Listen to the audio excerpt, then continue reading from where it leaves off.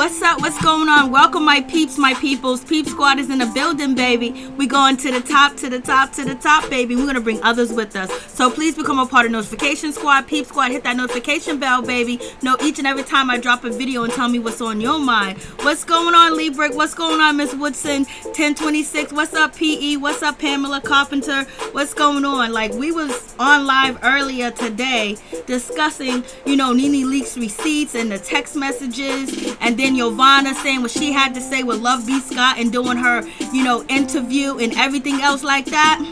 So it's like, it don't look good. I was like, damn, I know if Nene could read the future, or she can tell the future, she probably wouldn't have sat there next to Yovana and basically let her get away with that bullshit. She should have just been like, yo, you told me you had a recording and that's it. She let her sit there and say that I had no auto, and Nene co-signed the shit. So it looks bad.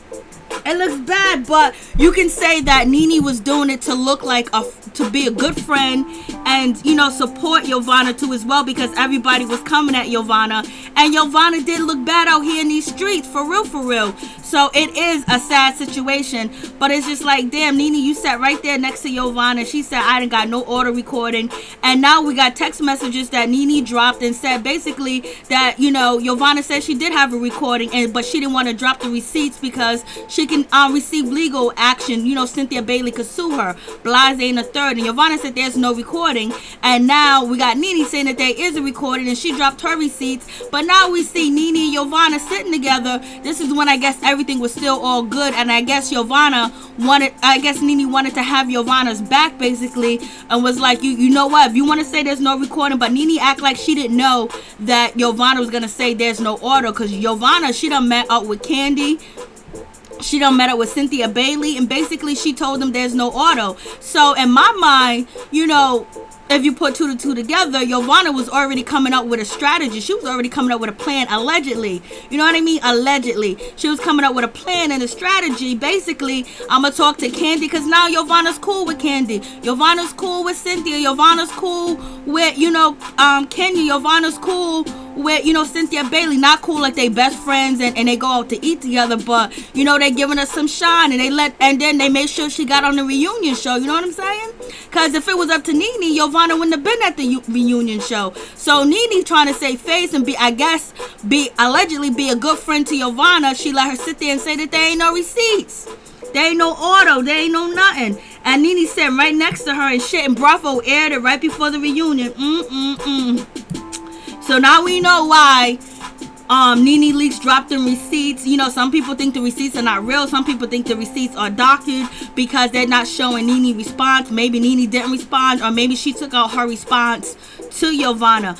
But Yovana already had her master plan. She was like, you ain't gonna throw me under the bus. You ain't gonna I'm here to stay. I want a peach ASAP. I want a peach immediately.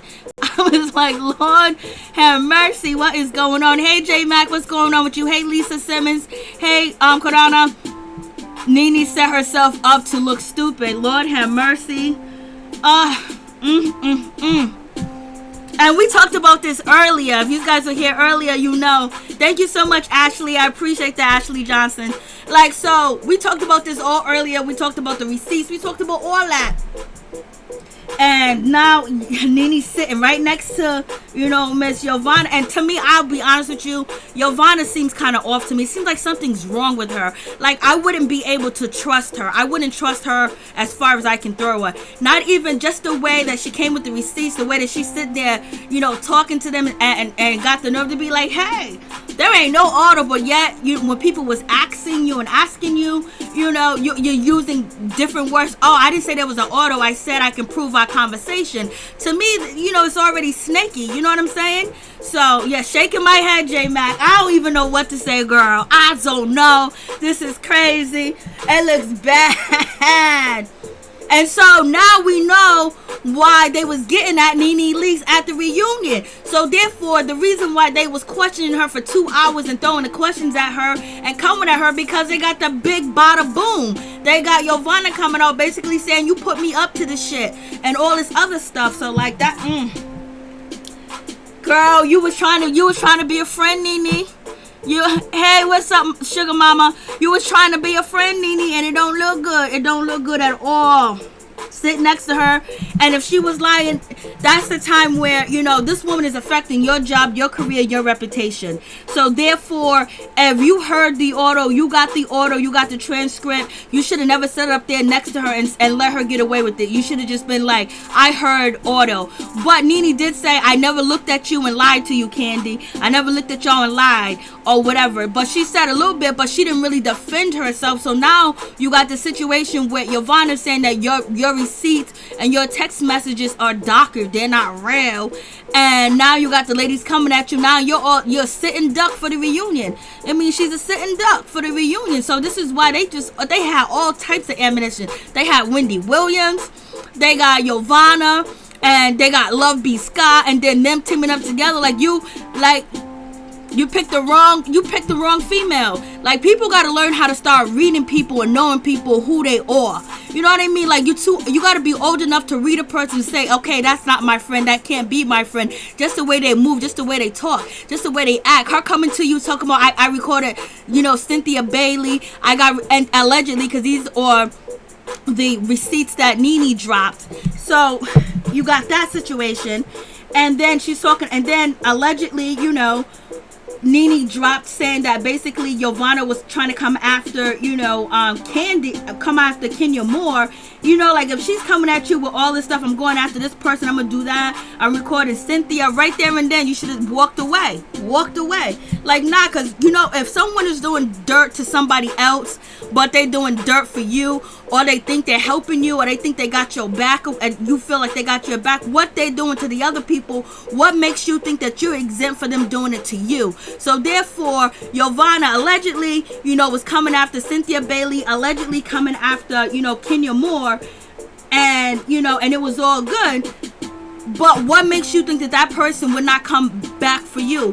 What makes you think that person won't do the same thing to you? So if you got somebody out here doing some reckless shit to somebody else and blase the third, and you calling them your friend and you rolling with them, 9 out of 10 they're gonna turn around and do the same fugazi shit on you. So when people are moving funny, they're moving incorrectly, and they're old enough to know better, and they got degrees, and they got businesses, and they got husbands, and they acting, they doing wild shit, they talking, and they doing negative stuff, and you thinking that you cackling with them and you laughing with them and joking with them, they gonna do that shit to you because that's in their DNA. That's who they are. But you think that you're reaping benefits, and you're really not, and that goes in real life. So it looks bad. It looks bad, yo.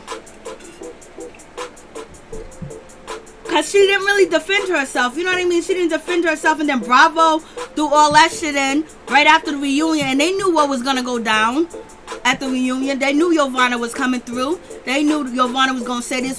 So now, you know, Nene was saying that the executives didn't want, you know, Yovana and on the show, whatever, and they told her to leave when it was over there and everything else like that. But look, they got her at the reunion. They got her at the biggest point, at the biggest part of the show is the reunion. The first episode, the season finale and the reunion is number 1, and Yovana's sitting over there. So, like, yo, if you got somebody out here doing crazy, wild, negative stuff towards somebody, believe me, they're gonna do it to you. If you got somebody bragging about, oh, I didn't pay this person their money back, if you got somebody bragging about, oh, I slept with her man, or, you know, I ripped her off, oh, she dropped $20 and I kept it in my pocket, that same person's gonna do that shit to you because that's in their DNA. So I don't know if Yovana's telling the truth. I just the way that she looked on this last episode, she don't look right. She looked like somebody I would never open my plate to or give a bag to. No way, no how. She just don't look right. But, you know, it's TV, it's makeup, it's wigs and hats and shit. You know what I'm saying? So you never know. But, and Nene was basically trying to be a friend to her because the girl wanted to be on the show. That's what it seemed like. And so therefore, Nene bit her tongue and basically was like, you know what? There's no auto. But Nene did say that, you know, I never lied.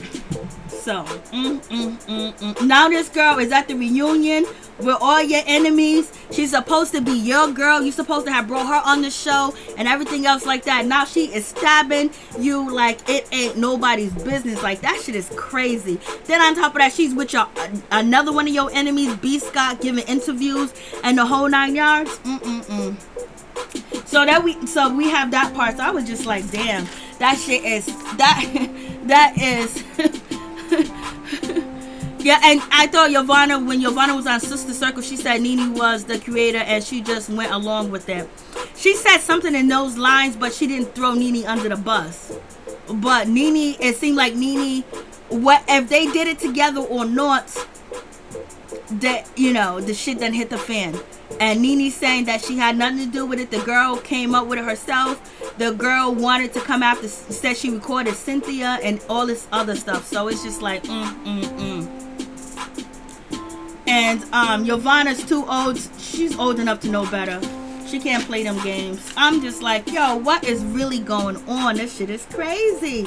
Like, So it was just, Nene had too much piling up at her on that reunion, boy. The Wendy Williams situation, now Yovana out here saying this and that. And then on top of that, at the last episode, Real Housewives of Atlanta throw out there, showing Nene kind of like co-signing Yovana and, you know, riding in the car with her. And like, yo, I would be like, yo, I would have been like, yo, no, you tell me, I got the receipts, I got the transcript, here's the text messages. Nah, you're not gonna get away with that. But maybe Nene was still trying to be a real friend to her, or maybe, I don't know. I wouldn't have let her get away with that. I think Nene wanted somebody to use, and Yovana was it. And she really didn't use it, because at the end of the day, the situation is turned around and it's slapping on Nene, where it's causing all types of bullshit. You know what I'm saying? Where Nene basically had to leave her own reunion. You know, leave the reunion. Basically said, I'm done with it because it's just too much. She got Yovana.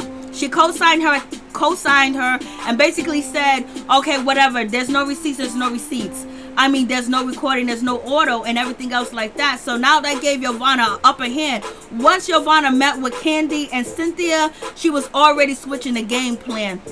And at the end of the day, Nene tried to come back and save face with Yovana. Yovana was like, nah, I'm going in. And it's just like, damn. So, it looks bad. And then, you know, you got Nene with the text messages saying that there is receipts. It's just terrible.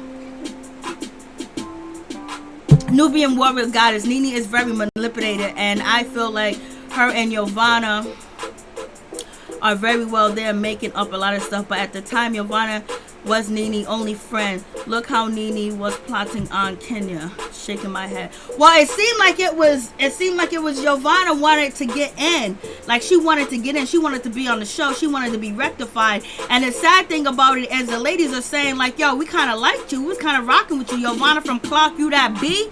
They was like, okay, but then now you're coming with recording people. Nobody likes to be recorded. Not one person likes to be recorded without their knowledge. You know what I'm saying? But, it don't look good. So we already know the reunion is going to be a shit show. So it's going to be a shit show. So let's just get into it. And we'll go back to, it just looked bad. I'm sorry. Nene didn't totally give her the leeway at the end. But she also let her get there. She also let her say in front of everybody that there's no auto and whatever, and just sat there and said something in her confession with like, if this is the road you want to take and if you want to lie to these girls, okay. I don't think Nene was thinking about that this situation is going to backfire and blow up in her face. And then on top of that, you know, Love B. Scott's going to interview her. And then on top of that, this girl's going to be at the reunion. So, with friends like that, you don't need enemies, baby. Shit, you know what? Nene could have filmed by herself.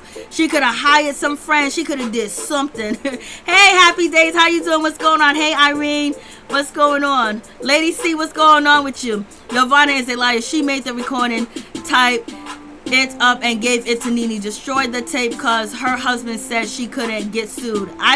That's a possibility too as well. All that's a possibility. And two.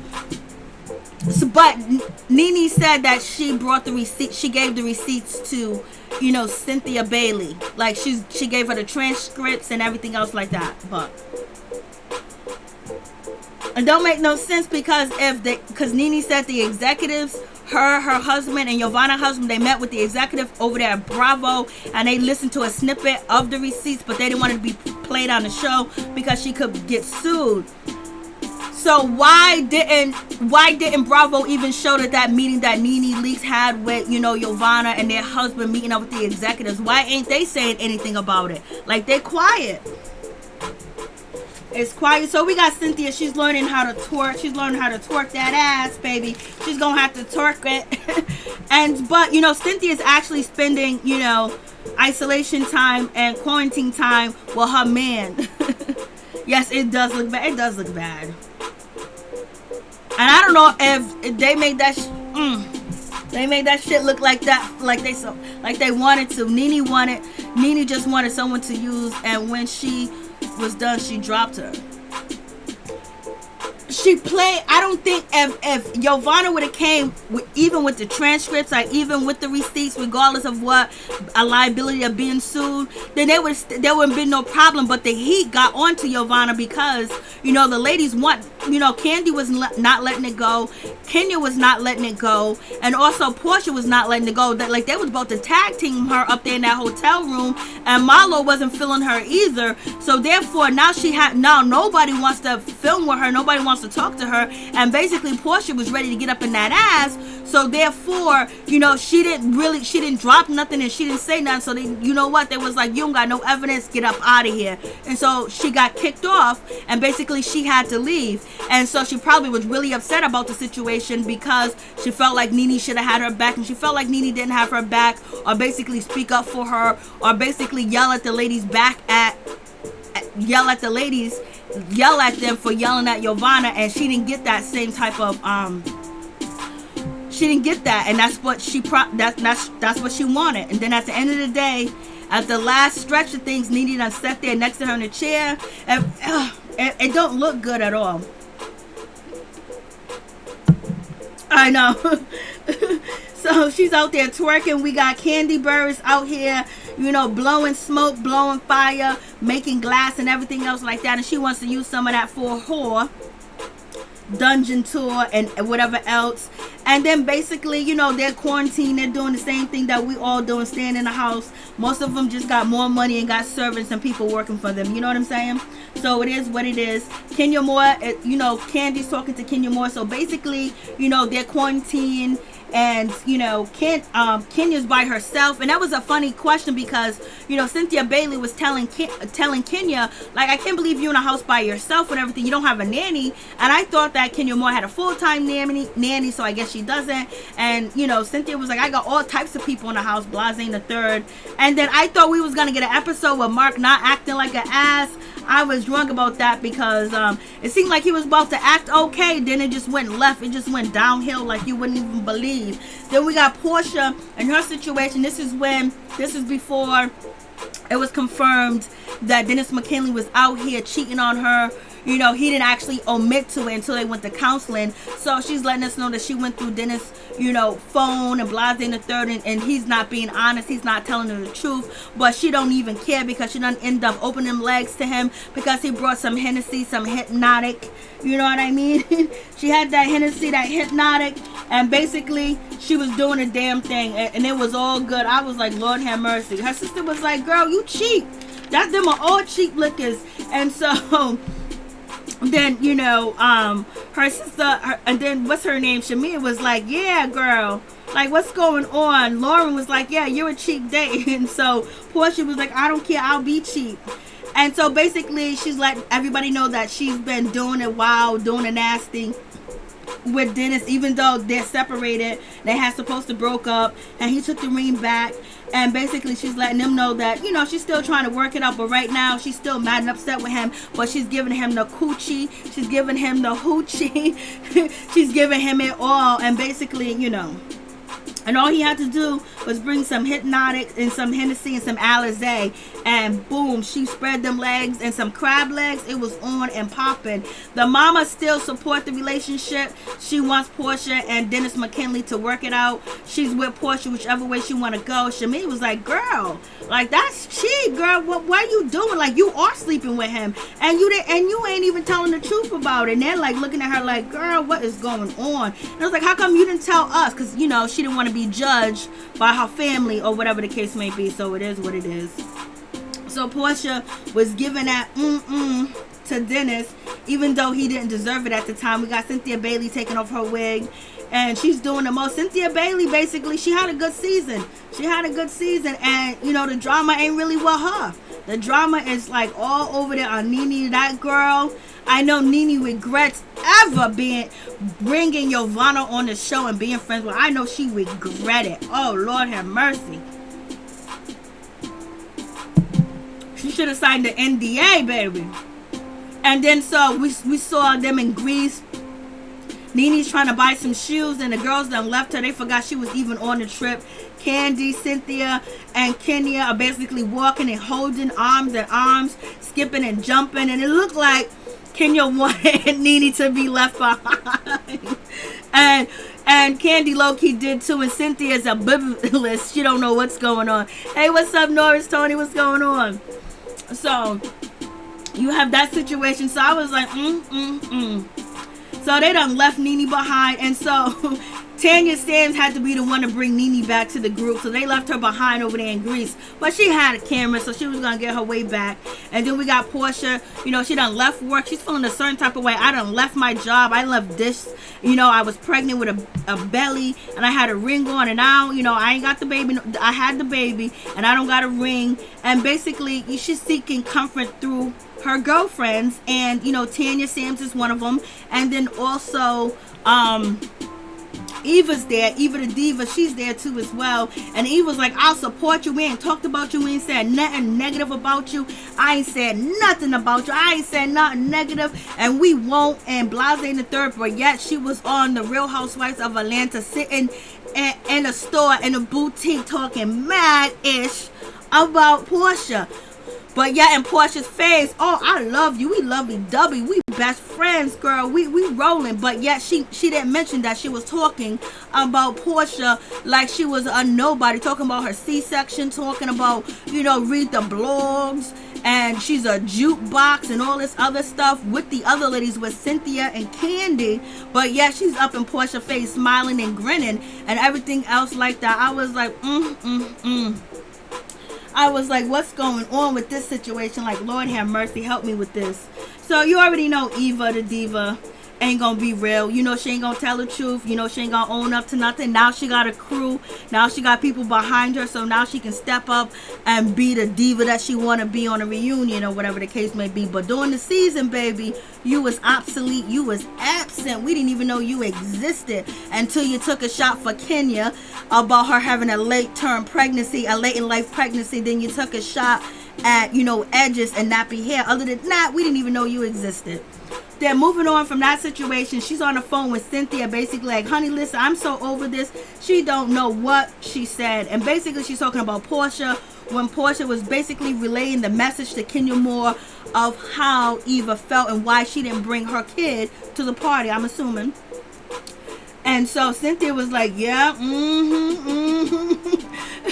And so, you know, Eva basically saying, she's this, she's that. I was what? I'm a million months pregnant. And basically, you know, Eva's basically said, I don't know what I said, when I said, I can't remember what I said, I can't remember how I said, I don't know what I said, I can't remember shit. So basically, Eva's taking no accountability for the things that she say, how she treats people. So you're supposed to take, and she could say whatever she want to say about somebody, but if they address her or actually confront her, she's gonna say she don't know, she don't remember, and she can't.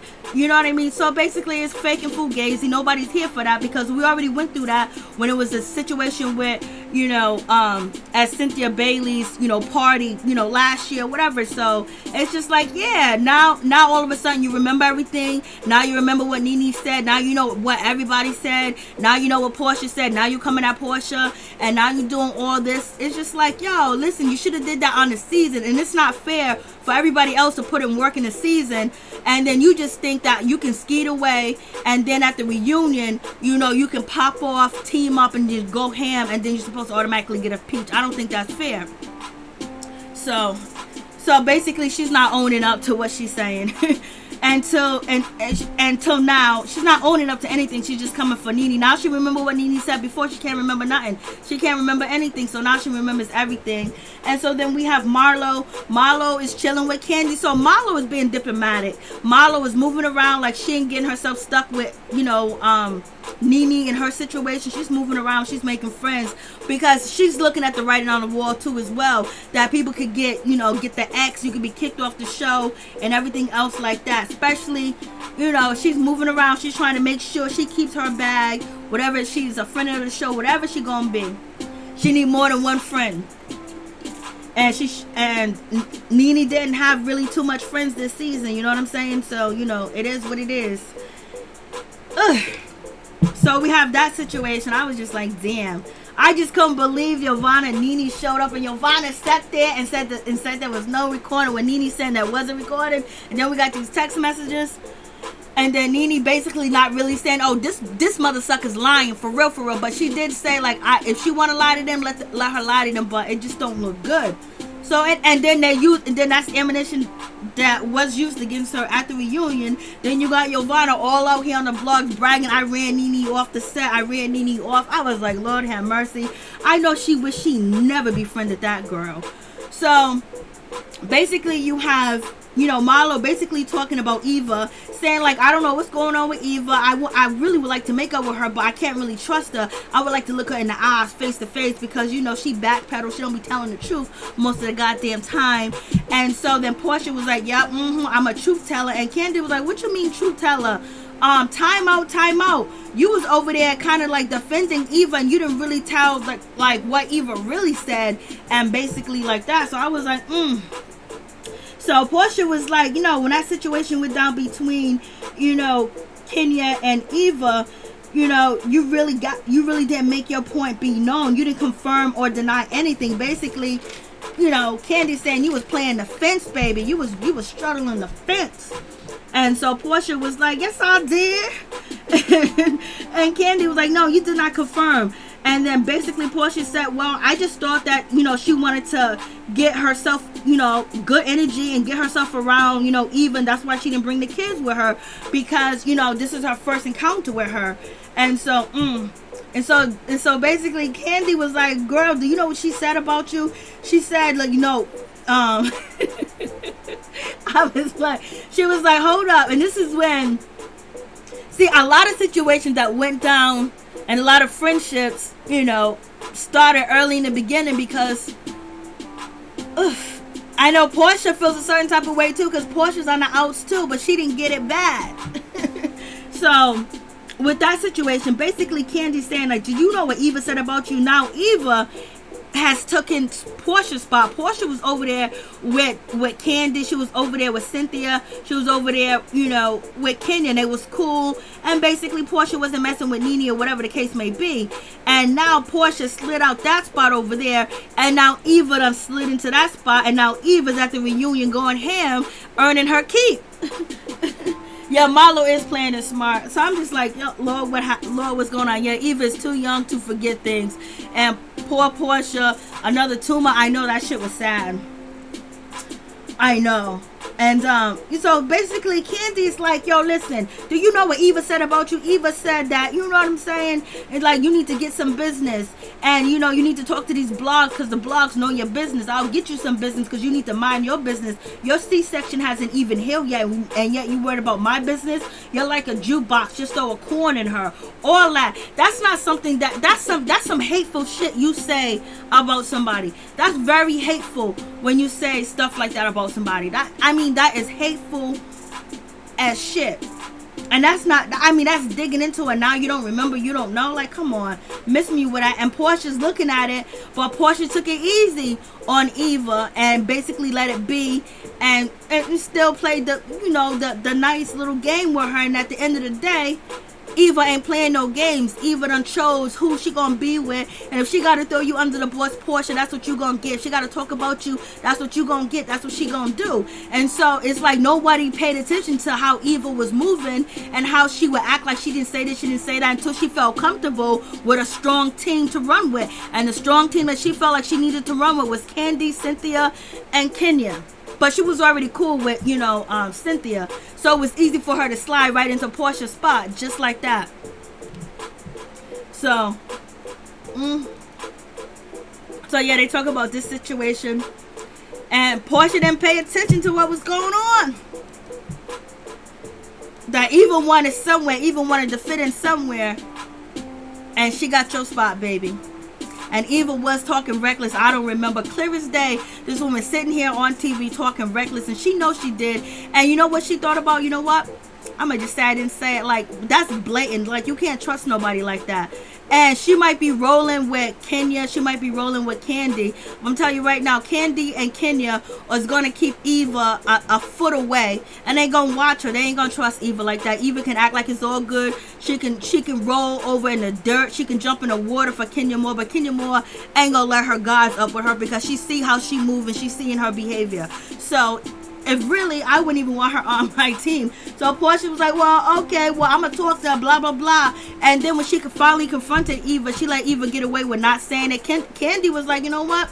I'm going to back off. Portia ain't really saying nothing. Portia's like letting it go and believing that this woman didn't say anything. So Kandi backed off. And then boom. Now Eva's digging into Portia's ass. Digging it. So I'm just like, whatever.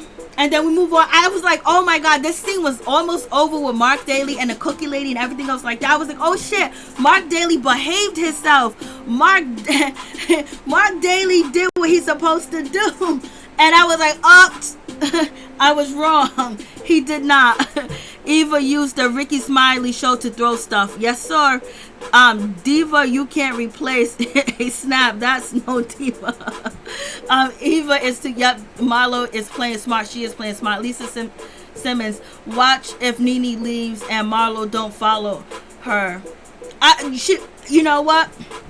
She should, if Nene leaves, which I don't think she will, we can't expect Marlo to follow her or whatever. And if Nene chooses not to be her friend, that really doesn't make sense, because it's a business at the end of the day. These ladies are branding, making millions of dollars off of their IG posts, their pages, and their tweets, and they're being branded. They got endorsements. So, you know, this is the platform you need to be on. It's a TV show to build up your brand and have a machine behind you. So you can't, I wouldn't get mad, and I hope that nobody else will get mad if she don't follow suit.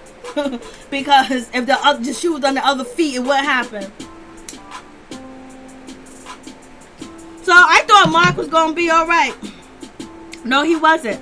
So I don't know if Mark was listening to this conversation or whatever, because, you know, allegedly the blogs are saying that Mark was really mad at Kenya because he felt that, you know, her coming after Nene and trying to, you know, bring Nene down or whatever. And this is allegedly, because this is the blog saying, should I her personally? So that's what the blogs were saying, and that's why he was kind of upset, because he's seen another side of Kenya. So I don't know if he was listening to what was going on and maybe he felt a certain type of way. I don't know.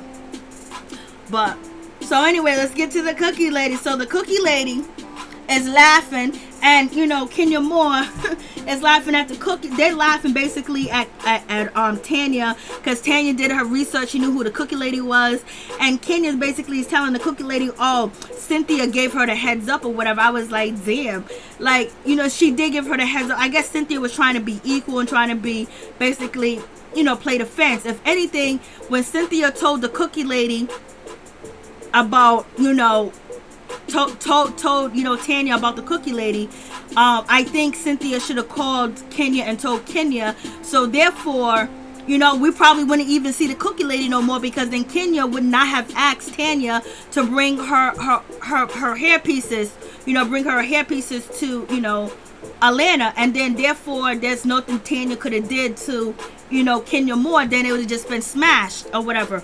But Cynthia Bailey knows the cookie lady. She was cool with the cookie lady. They work right next to each other. So boom, either Cynthia gave Tanya some information, or Tanya just had to Google and search and just go right to the building, see who owns it, like everybody else did on Twitter, and they found out the cookie lady background and shit like that. So anyways, they laughing about Tanya and how she was like, how she got up and she walked away, and Bravo gave a little clip of it and everything else like that. And so they're laughing about the situation, and basically Kenya's saying, you want to play dirty, I can play even dirtier. And then basically saying that, Tanya went home, she talked to, Paul, and Paul gave her the lowdown on the situation. Which he should, and what she should do is talk to her man. Only thing I don't like about this situation is when you bring outsiders in that are females that are claiming that they had sex, or not sex, either had sex or your man wanted that person. That leaves the door open for so many other people to come in and have fake allegations and rumors. And no woman on this show would want somebody to bring a woman saying that they got with their man or anything else like that. They would be really upset. Because imagine somebody say, oh, I know who Mark's talking to, and bring Mark, whoever he's texting or talking to the show. That would be like, really, everybody would be like upset. And Nene would feel the same way. Candy would feel the same way. Cynthia would feel the same way. But anyways, what's done is done. And, it was a jewel in the back pocket of Kenya Moore, which Cynthia Bailey kept the cookie lady on ice, and just in case she ever needed her. so it came like that. So the cookie lady, they laughing about the situation.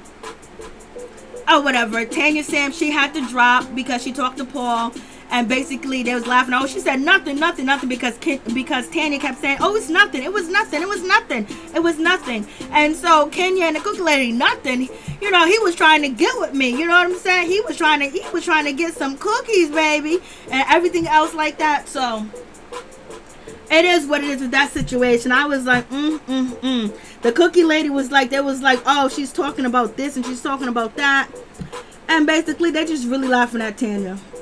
And laughing up how she got up and tried to walk away and everything else like that. And, the cookie lady recently did an interview basically saying that Tanya was hostile. I would be hostile too, bitch. I ain't gonna be nice to you. You coming on TV trying to say that my relationship is messed up, this and that, and you coming at the table. I don't gotta be nice to you. I don't gotta be polite to you. Who do you think you are? Because basically you're not trying to tell me no jewels. You're not trying to really have my back. You're trying to make a fool out of me, and you're trying to get your name on the show. You got your name on the show. You got promotion because you've been bragging about that ever since you've been on the show. You got so much advertisement and so much people coming at you and looking for you and want to try your cookies, and then we heard your life story, so you got what you want out of it. You don't give two shits about Tanya and her man and what he was doing. You thought, ooh wee, I could promote myself and my business, and that's just the doggy dog world that we live in. It is what it is. It's a doggy dog world. People will dog you out in a minute. They'll step on you to get to where they need to get. And she stepped. She had the opportunity to step on Tanya and get in where she fit in, and then boom, her business is on the show again today, and she's been getting interviews. so she's playing her part. This is what hungry people do. When you show your plate to somebody that's hungry, they gonna come through and they gonna eat off your plate and they gonna take food out your plate, and that's just what happened. So they laughing at the situation. I was like, Lord have mercy. Like, Lord have mercy. So Kenya, they're laughing, they're good, the shit's funny, you know what I mean? Because basically we don't got no loyalty to Tanya, you know what I'm saying? We ain't got no loyalty to Tanya. Plus this is entertainment, we getting paid for it, so whatever, it's all good. And so you got that situation, but then the cookie lady was like, yep, her business being promoted, she's making that money and everything else like that, and everybody knows she got good cookies. And then I was like, oh shit, Mark done sat over there and he was quiet. I mean, he's doing a good thing, and then Mark done came out and was like, yo, Kenya was like, don't leave me. He goes, I done already left. I'm gone. I was like, damn, Mark, like you was almost there. You almost had a perfect scene of you not being sarcastic or you not being mean-spirited. You almost had a perfect scene. She was like, don't leave me. And he was like, I done already left. He was like, tick-tock, tick-tock. What you mean tick-tock? Mother sucker. He was like, tick-tock. I was like, Lord. He can't sit and eat a cookie and be quiet while his wife is making some money. And he was happy in front of them cameras saying, tick-tock, I already left. I don't know if he was actually, giving us the future that he was going to leave, because he did leave and he did bounce. So he's like, tick-tock. I was like, he almost had a perfect scene. Mark almost had a perfect scene, but he was like, tick-tock, tick-tock. I was like, Lord have mercy, what's going on with this situation? I was like, Mark, you are a mess. And so you can say that maybe he was being really mean, if he was joking, because Kenya Moore did say that Mark wanted to act like an ass on camera when she was on Fox Soul interviewing with Claudia Jordan and Mike Hill. So I don't know if he was really just saying like, tick-tock, I done already left. Like, Lord have mercy. Cookie is a plant. The producers know what they're doing. At Librick, they should have shown Tanya hostility on camera instead of showing her as a good girl. They should have. But we don't even know if that's true. It could be true, it could be not. We don't even know. We wasn't there. We believe in the lady. I don't know why they didn't show it, because they're quick to make anybody look a certain way. Happy days. Levon, I don't know what to say about a 7-year engagement. Do you? When Tanya wanted kids and he dragged it out. I know. And so basically, yeah, they did throw that in there too as well, about like, come on, girl, you've been engaged to him for 7 years, and now she's having problems, or she could have problems conceiving because of her age. And 7 years ago, or maybe even 5 years ago, she could have been giving birth, or whatever the case may be. So, and Kenya was like, let me go over there with my husband. It's like, damn, if you only knew that, not that they're divorced yet, but Mark was on his way out the door. As you're talking about Tanya's situation, and you're talking about Tanya being engaged for 7 years and blase in the third, but at least, you got what you wanted. You wanted to get married, but Mark was really on his way out the door. So when he's saying tick-tock, tick-tock, it was tick-tock, tick-tock. And at the, charity event, he was out the door. He hit the streets. And basically, Cynthia is talking to, Kenya Moore about their friendship, how everybody thought that their friendship wasn't going to make it and wasn't going to last.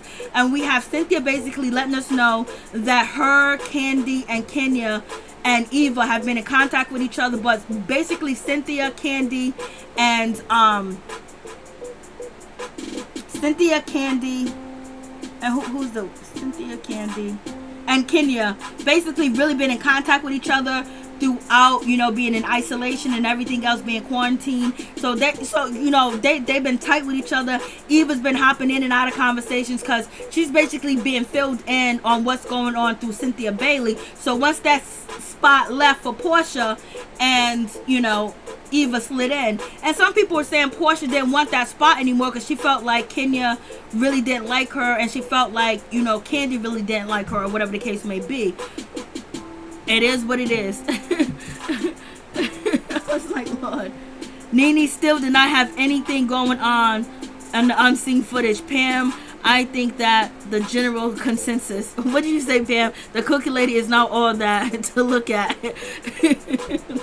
What'd you say? Why buy the cow when you can get that milk for free? Yes, sugar mama. That's what my mama always said. And so we have Eva basically trying to bring, Kenya and Tanya together, basically trying to bring them together, have a friendship or whatever. Kenya did apologize for calling her the C word, and a lot of black guys don't use the C word. And so Kenya said that Tanya was like, I've never been called the C word before, and basically said I've never been called, cussed out before. And then Kenya Moore was like, however old she is, you never been cussed out. She was like, I've never been called the C word.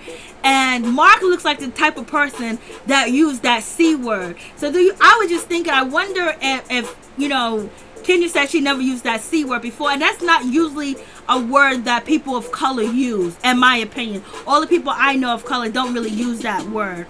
I never heard them say that. I heard other races like Caucasian people say that word.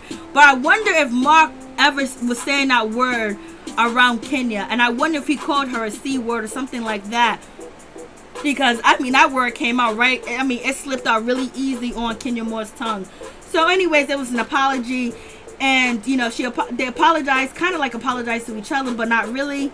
And, you know, Eva wants to get them both on the same team because Eva's making a plan where who she needs to team. Tanya, me and you are cool. You running with Portia. But I feel like Eva feels like, yo, Candy is strong out here in these streets. And then with Cynthia being strong out here in these streets on the show, and then you got Kenya Moore being strong out here on the streets, and the opposition is Nene and Tanya. I really messed with you, and I feel bad for what happened to you. Maybe we can see eye to eye, and we can all be a team. So she's trying to, you know, because at first, you know, Eva's whole gist was, I'm coming for Kenya. I don't like Kenya. And now, basically, she's laying on the ground and you know, and she wants to be Kenya's stepping stool. She's eating up out of Kenya. You know what I mean? Kenya is not even praising Eva like that. And Eva's doing everything she can to satisfy or try to let Kenya Moore know that I'll be your friend. I'll roll with you. So it is what it is. It was an apology. Tanya really don't accept the apology because she don't believe that it's real. And she said, basically, you know, don't be throwing stones when you live in a glass house, Kenya. You worrying about my relationship. Look at yours. You know, you guys are filing for a divorce and shit like that. And Blase ain't the third. And you ain't even met his parents. You know, basically she's saying your whole relationship is really messed up. Mine's may be messed up that, you know, Paul won't put the ring on me.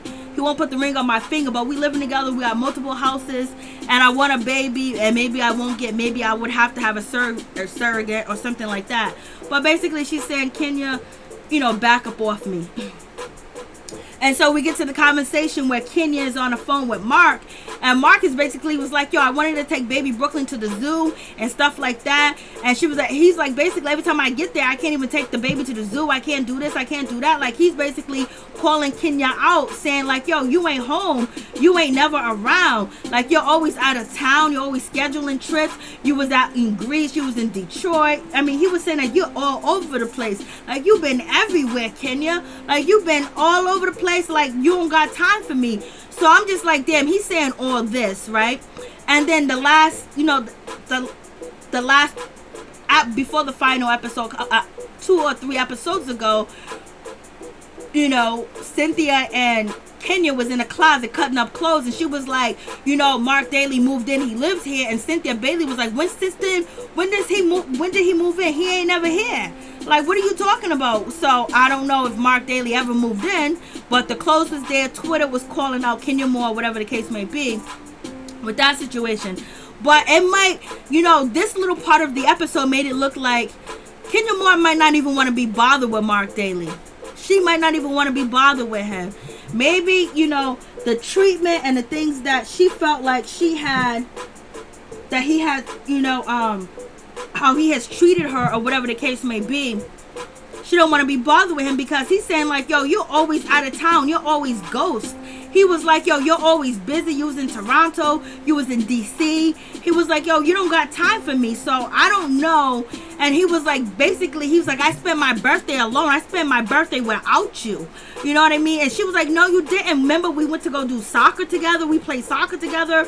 Or we saw a soccer game and all that other stuff. And so he was like, no, I got the birthday cake right in the refrigerator. And she was like, why are you saying this now? Why are you bringing this up right now? Mark Daly was like, yo, the cake is in the refrigerator. So Mark Daly seems like he's calling out Kenya Moore, saying that you're too busy. You rescheduled our vacation and it hasn't been rescheduled yet, and you ain't never home. And every time I try to make dates with you or try to, you know, have family time, you ain't never around. And all we hear from Kenya Moore is that, you know, Mark is always busy. He's always working and stuff like that. So I don't know what you guys think. I don't believe a word Mark said. I know you're going to say that, Levon. Because a lot of people don't believe anything that he said because of the previous behaviors they seen on the show.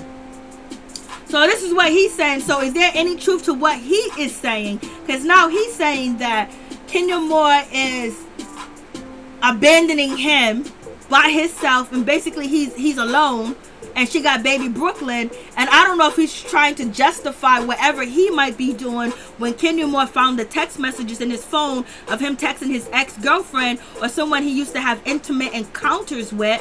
And, you know, it makes, basically she could be fed up, or she really don't even want his ass. He's probably using reverse psychology. That happens a lot, LaDonna. That does happen. And sometimes they try to make you feel stupid and dumb. You don't know what you're talking about, and you're like, what do you mean? Oh, and he's talking about we didn't celebrate my birthday together. This woman was trying to get you to have an anniversary. You didn't go on an anniversary. This woman was trying to get some alone time with you. You didn't even want a nanny to come. And so now we hear, and this could be Mark Daly's side of the story, where he's saying that she's always in avoidance. She's always avoiding me. So I was like, she's like, why are you saying this? And then he was like, yo, I know, you know, Brooklyn is your dream. And then after that, you have your dream of basically going to the top, basically your dream of whatever career that she wants. And then he comes third. So basically, he's telling her that you putting me on a back burner. I'm third on your list. I'm not even a priority. I was like, you wouldn't be a priority if I can't even FaceTime your mom, your father, you know, spend time with your brother, your sister, your auntie, your nieces, your nephew, your great aunt, your great grandmother, your great anybody, your best friend, like your peoples or whatever. So basically he's saying that he just said that everything else is more important than you did me. So basically he's flipping the script, because Kenya has been starting off this season saying that Mark is always busy. When it comes to Atlanta, he wants to go party with Todd, he wants to do this, he wants to do that, but he don't want to be here, and he's taking on more work. And so basically, you know, she's calling him out. And then now he's calling her out, saying that you don't got time for me. Everything else is more important than me. So this is what Mark Daly is saying. This is his side to something. But that he's saying that, you know, you don't want me really. And basically he said he spent his birthday alone without you, baby. I was like, Lord have mercy. And then we have none other than Mrs. Yovana. So Yovana, she meets up with Candy. She meets up with Cynthia Bailey, basically to tell them that there is no receipts, there is no nothing, and blase the third. So yeah, you know, we heard Mark's side of the story with the situation. So it is what it is.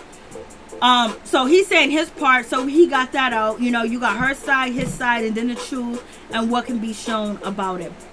She's saying that he don't want to spend time. He's saying that she's always busy and she's career driven, and that's it.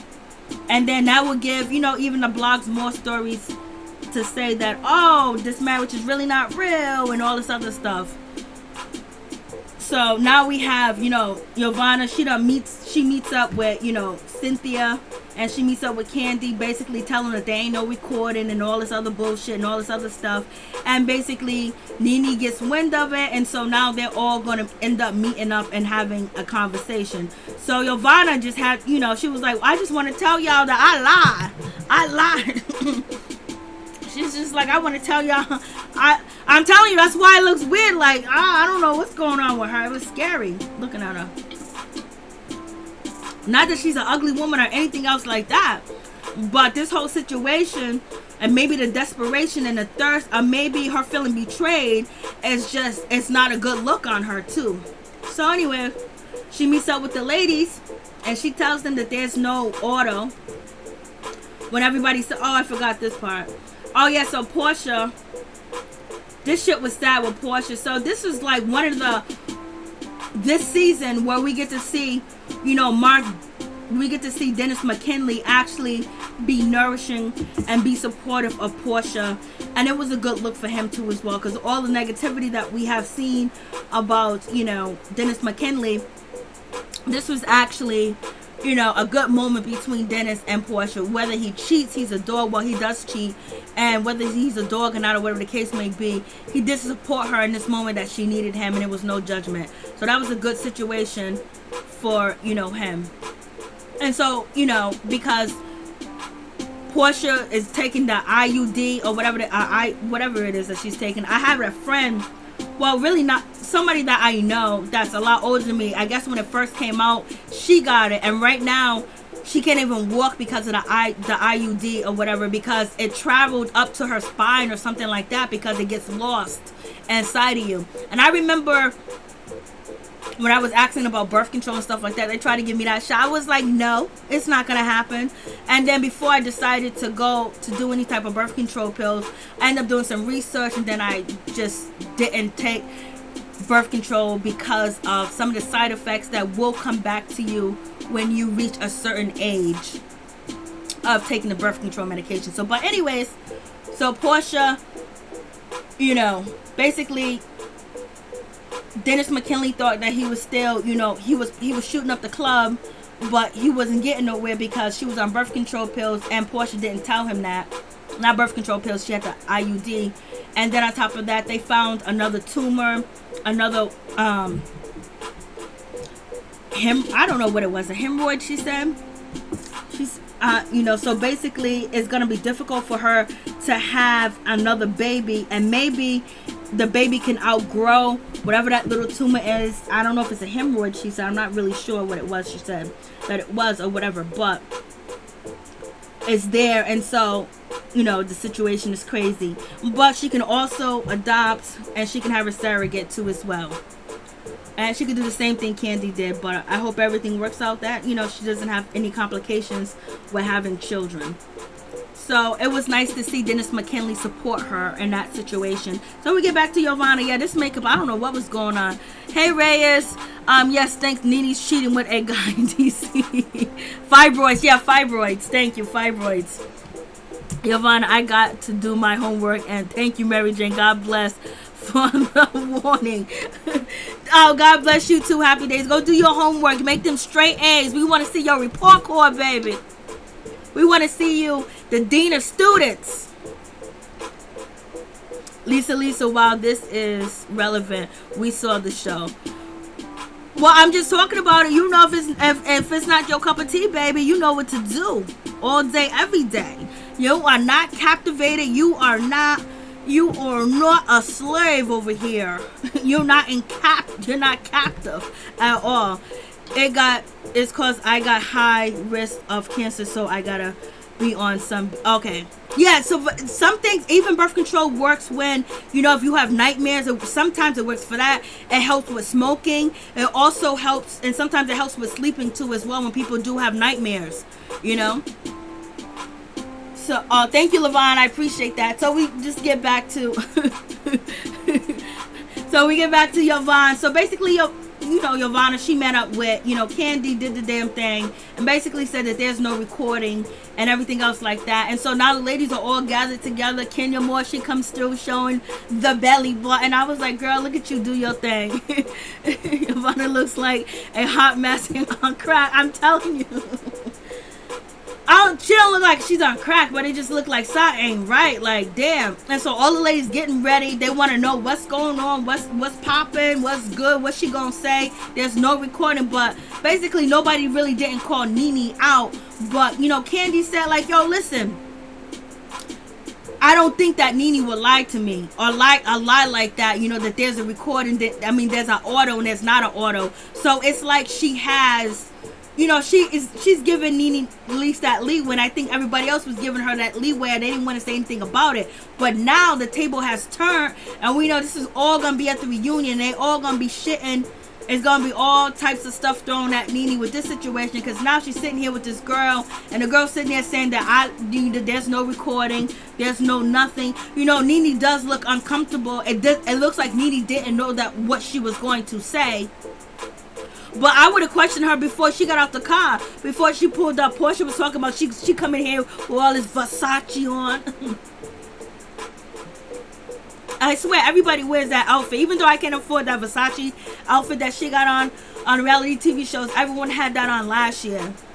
That same outfit. But they dress it up a little bit differently, from Basketball Wives and some other reality TV shows. So we have that situation. So Yovana's sitting here basically saying there's no recording, you know, there's nothing of our conversation. And I was surprised to hear Cynthia Bailey say, I was just wondering why Cynthia Bailey say, you know, we had no conversation. So why didn't Cynthia Bailey say we had no conversation? I don't know why she didn't say we didn't have no conversation, but she said of our conversation there's no audio of it. So it's what I would have been like, I didn't have no conversation with you about nothing. What are you talking about? And NeNe should have said, girl, you sitting over here lying your ass off. I got the transcripts. I heard it. I know what you said. Here's the text messages. She should have threw her under the bus right there and then.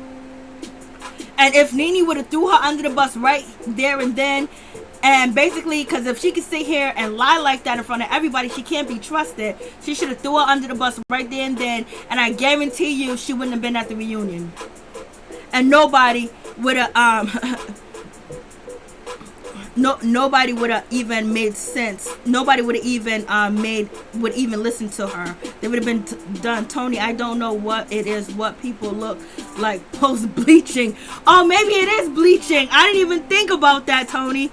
To me, her face looked much lighter than before. It might be makeup. It might be makeup. She could be using, sometimes they get the wrong makeup artist and they use the wrong stuff or whatever, but it just doesn't look right. Why NeNe bleaching her skin? Oh, these guys are talking about NeNe pancake makeup. I remember my mama used to say that, pancake makeup. She got on that pancake makeup. Look, so I wouldn't have let her get away with that. So, yeah, she got away with it. NeNe was like, basically, all I'm saying is, I never lied to y'all. I never lied to your face. I never lied about anything that I said. So, basically, she's trying to cover herself for a little bit, but, and this would have sufficed what NeNe is doing, what NeNe said in this moment. But now to see, you know, what's her name? Yovana come through and do her interviews and give, you know, the drop to Love B. Scott, and basically going to be at the reunion talking about you when you brought her on the show. Sometimes you got to protect your neck before anybody. Yovana, look, casket ready. Casket ready. I love when people say casket ready. I swear to God. So that's the situation. So you guys tell me what you think, you know, and they're like, yo, they can't believe it. Just go sit there and say, okay, yeah, it's not true. Like, what? It's not true. So they let it be. But they didn't hash in on NeNe. They just let it be. They probably wasn't going to mess with her anyway after that. But now, since that, like, everyone's heavily beefing, especially NeNe is heavily beefing with the three main people that she said that was in an alliance, which is Candy, Kenya, and Cynthia. And Cynthia's really playing the fence. She's not really jumping in or jumping out. So basically, you know, Portia was like, yo, so you said that, you know, Cynthia was talking bad about her and everything else like that. That hurt NeNe. And then on top of that, she has a real friendship with Cynthia at one point in time. Now Cynthia's talking about, you know what? Yeah, when you said that I was being recorded, because they probably thought that NeNe put her up to it. But they're not saying it now. But now they are saying it. Now they believe that NeNe put, you know, Yovana up to it. And basically Portia was saying, like, you're trying to come in between a real friendship, and you saying that Cynthia was talking bad about her and you recorded her. That made Cynthia feel a certain type of way too as well. So at the end of the day, Yovana came through, did what she had to do, and you got to be careful with people, because people are low down and people are dirty.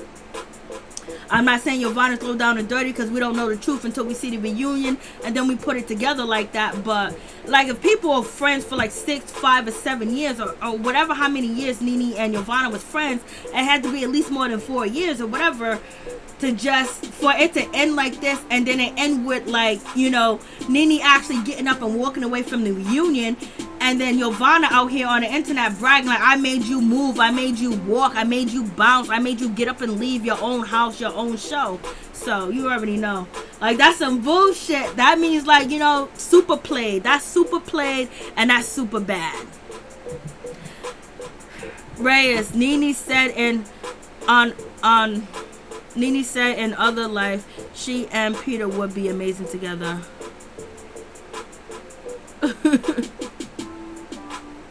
Yo-Yo took the 2-2. Yo-Yo came through. Yo-Yo came through talking all types of crap. Yo-Yo came through. Yo-Yo. And then, like, say if it's actually true that what Yovana's saying, you know, she got the perfect revenge. She got the perfect revenge. And then she's out here bragging about it. You know they are high. You know they high five each other. You know they on them group chats laughing and cackling about how Nene got up, how she walked away, how she couldn't sit still, how we got her, and everything else like that. I'm just telling you, like I said in the early live, if I was Nene, I would have went to my closet, threw on my robe, put my nipple tape on, grabbed me a cigar, grabbed a cup of Hennessy, crossed my legs, and got back in front of that camera and went ham. I would have went ham, because you ain't got nothing to lose if everybody's coming at you. And like she said, allegedly, she said everybody was coming at her, and then on top of that, she said that, she wanted to wear white, and they told her not to wear white, so she was end up changing at the middle, before it was about to start. So she had to go find something else. She had to go put the white on, because everybody else was wearing white, and she had on black. Her husband said that she looked like the villain. Then she said Alvin and the Chipmunks said that, yeah, they put a target on you, so she's running around trying to change. I would have changed into my robe. I would have my nipple hanging out, because they've been talking about me and my nipple hanging out. I would have my Hennessy and my cigar. I'd be like, let's get it.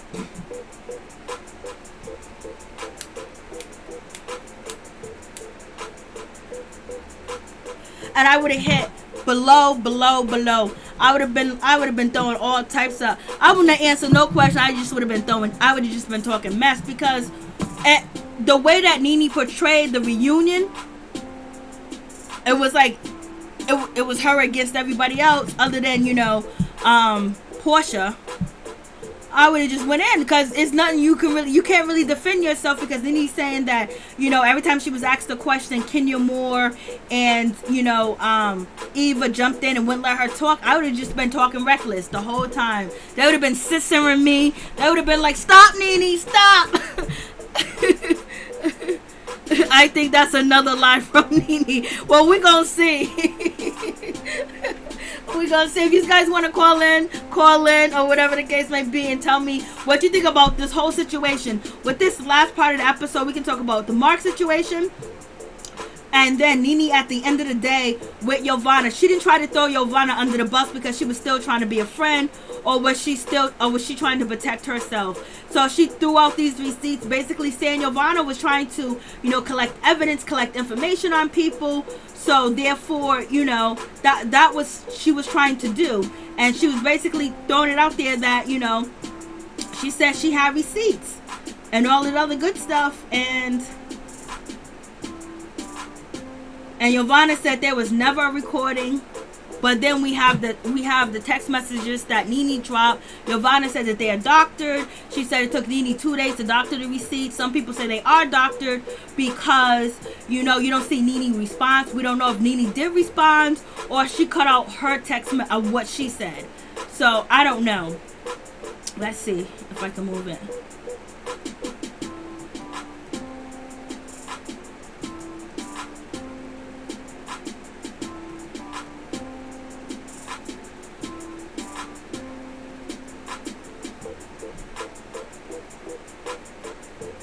This is what Nene's saying that she sent to her, that she got Eva's text messages and everything else like that. So I'm just like, Eva said, not Eva, Yovana said, it's a lie, baby.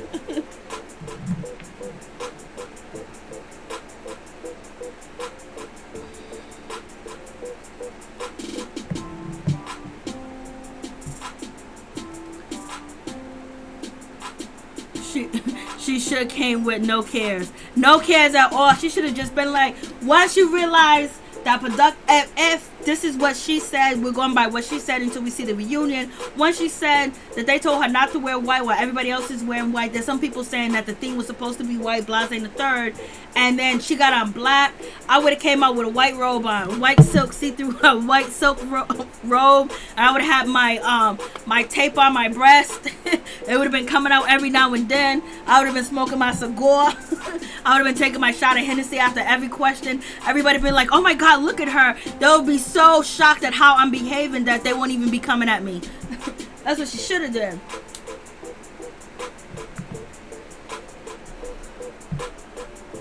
Because now the census is, some people really feel like, okay, it's all good that Nene bounced, she was being attacked. And some people was like, yo, you the HBIC, you the queen of the show, you shouldn't bounce.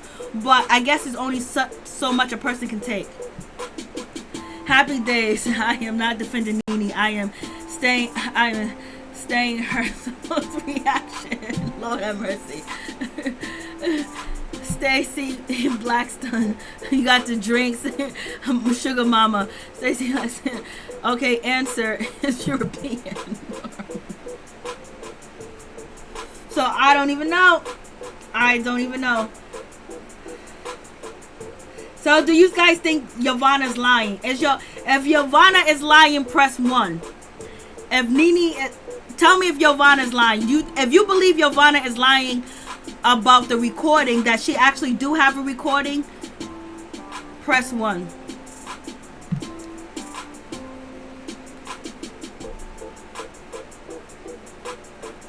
Had a head rag on. I know. I would have had a head rag on.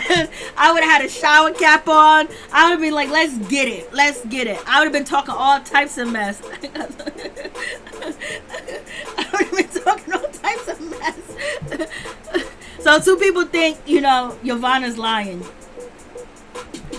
But I wonder why, if Nene said, allegedly, that, she met with executives at Bravo and they listened to a snippet of the recording because Yovana's husband did not want it to be out there because it'll make her look bad and everything else like that. And it'll make her look bad and everything else like that. How come Bravo ain't saying nothing? So I guess we gotta wait to the reunion because Yovana said that she gave all her receipts to Bravo. So I don't know why the execs over there not saying there is actually a recording. So a couple of people think she's lying. Press 2 if you think Yovana and NeNeLeakes was in it together with the recording of Cynthia and getting dirt on Kenya Moore. Press 2.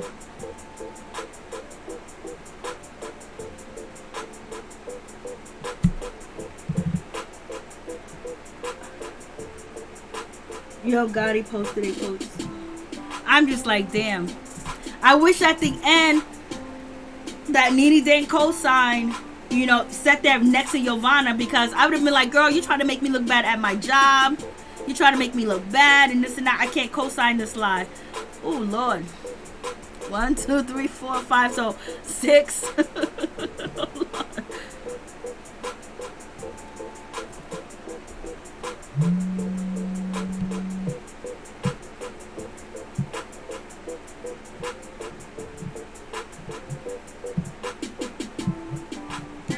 What's your name and where you calling from, please? I'm calling from Fort Worth, Texas. My name is Shanae. Hey, Shanae, how you doing? What's your opinion on the situation? I think that Bravo, their Nene season, her time is up. And I hope she realizes that her time is up. Because I work at a job. When you work at a job and when the army is coming against you, you need to exit, get out, and go do something else. Facts. And that is real life. And real life, that is very true. Whenever that your job is trying to get at you, the employees and the manager trying to set you up and trying to get you fired, it's time for you to move. But yes, thank you, because they're really making her look bad. Even though I like the show, I like every character because they all play a different part, but they really is after her. Because I experienced that, so I know that she really needs to get out ahead of them, or they're going to damage her whole brand. Thank you for taking my call. You're welcome. Thank you. From Catherine Hopkins. Hello? Hello? Yes, please tell me your name and where you're calling from. I thought I hung up by accident. My name, did I call the right number? This is Mary Jane. Okay, I was calling about the Nene and Yovana situation. Yes. Yes, my name is Catherine Hopkins. I'm calling in from Atlanta. Thank you, Catherine. What's your thoughts? My thought is that I think that Nene is wrong. I think she lied. I think she conspired with Yovana. And I think what has happened now, you know, what the old saying goes, everything comes out in the wash. And I think that's what's happening to Nene now. And I think that Nene was on thin ice with Bravo in the beginning. And I think that her actions over the last few months have not gotten better. They've gotten worse. And I think she's got that prima donna type of attitude. So I think she's conspired with this lady.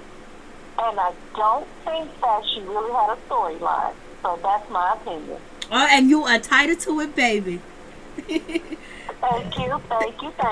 Thank you. And I think her time is I think it's, you know, I like Nene, don't get me wrong now, but I think that Nene, it doesn't come up really with any good storylines, and I think it's, that time has come, like Vicky on the Real Housewives out there in California. I think she's the OG, overpaid, and got that prima donna attitude, so I think Bravo is about tired of her. So I think it's time for Nene to get up on down that road. Ooh. Thank you so much. I appreciate your phone call. All right, thank you. Okay, bye-bye. God bless. Bye-bye.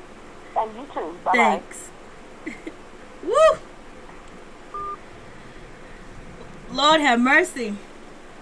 And the other caller before, I was in a situation like that at work. When the writing's on the wall, the writing is on the wall. But I don't know if I'm absolutely positive that Bravo wants her out, but the way it looks, and Nene, before, you know, the reunion, you know, she was complaining about this and complaining how things wasn't fair. She only had 30 seconds, and blase the third, and then hiring Lisa Bloom, and then not having a spinoff show.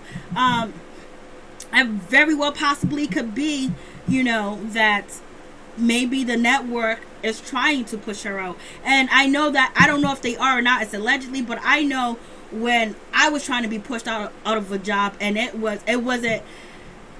ain't a good feeling. It ain't a good feeling when everybody's against you. Let me tell you, it ain't a good feeling. It's a battle that you gotta fight, and that's a battle I had to fight, and baby, I won.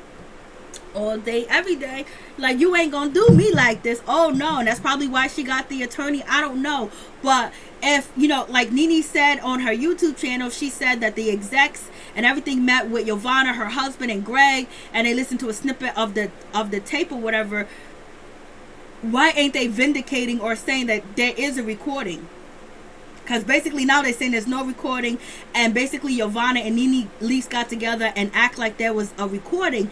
And it's like, it don't make, in my opinion, it don't make sense. If Nene doesn't have a storyline or whatever the case may be, it doesn't make any sense for her to conspire with Yovana to lie about a recording of Cynthia, even though, you know, at the beginning of the season, we did see Nene say that Cynthia has two sides to her, and that's the 50 Cent Cynthia or whatever. And then next thing you know, we have Yovana talking about that, oh, I got a recording, I know you ain't lying, Nene. But it just doesn't make sense for Nene to jump in and co-sign some shit like that that's not true, and then put her name and her reputation and her brand on the line with her job that makes, you know, she makes big bucks. And we have seen NeNeLeakes on YouTube, on Instagram, basically with Cam saying that how Real Housewives have changed her life, and how, you know, it made, you know, she's the millionaire that she is from basically being on this show and then using her brain to go do other things, and then popping off and having other businesses too as well. So it just seems like, damn, I wouldn't put my reputation and my brand behind, you know, Yovana. No matter what, I wouldn't do that. So that's why it's just like, it's mind-boggling for me to believe that she would do that, you know. But you never know what people would do in Hollywood, and we have heard all the stories in Hollywood where people would do anything and everything just to stay relevant and stuff like that. But it just really sounds like crazy. But, and Yovana is out here swinging, like, you know, earlier today, like in the live earlier today, like Yovana did the interview with Love B. Scott, and basically she's saying that Nene put her up to it. And there ain't no recording, and there never was a recording. Welcome to Mary Jane Land. Thank you so much, Yovana. I really do appreciate it. So, So I guess we gotta wait till the reunion and see what happens next, and then we're gonna have to hear, you know, everybody talking about who's gonna be recasted, who's not gonna be recasted. You know, it's gonna be what it's gonna be. I was just like, damn. So it's like, do you guys really believe that Nene will make up these receipts? Because, you know, it could be proven if she made up these receipts, and Yovana could file a claim against Nene. You know what I mean? Especially defamation of character, basically lying on her and defamation her character, because Yovana said, allegedly, from the text that NeNeLeakes posted, that, you know, her husband told her not to air the recording because it would hurt their future business and impact them, and it ramifications. You know, so it is one of these situations. Like, do you really think so? Would Nene, even knowing that from Yovana's side of the story, would she even you know, text messages? I was Lisa Ray on the show to shake things up. I don't know what they're gonna do next season, but I wonder if Yovana is gonna be back. Nene said she ain't gonna be back. I wonder if she gonna be back, because she was at the reunion, and Nene said it herself that someone that's not contracted under Bravo never appears on a reunion. Only other person that did was Jeff, Dr. Jeff. Happy days. Okay, folks, why would Yovana revolt and rise up against Nene at that level unless Nene did put her up to the recording? Chantel Brown. She's lying. So have to know that lie. Nene is the OG who has been on top and will stay on top. J Mac. Exactly. Bosses do that. She said that to Sugar. So Lisa Simmons, did not she have a falling out with Andy? She's smiling in her face and trying to get her out of there. Ooh. Ooh, sugar mama. And, you know, and all of it could be true. Like, you know. But what Yovana said about... Let me see if I can get to it. I showed it earlier today.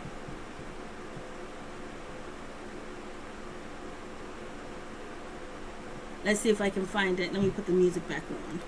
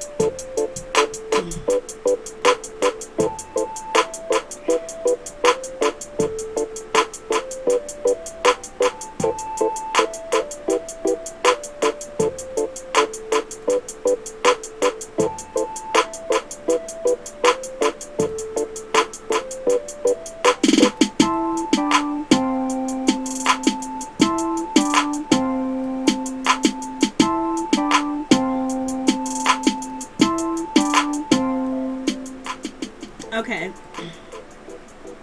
So this is the... Okay, my mic is turning down. So then, you know, we have this situation where Yovana, she actually does a interview with Love B. Scott, and basically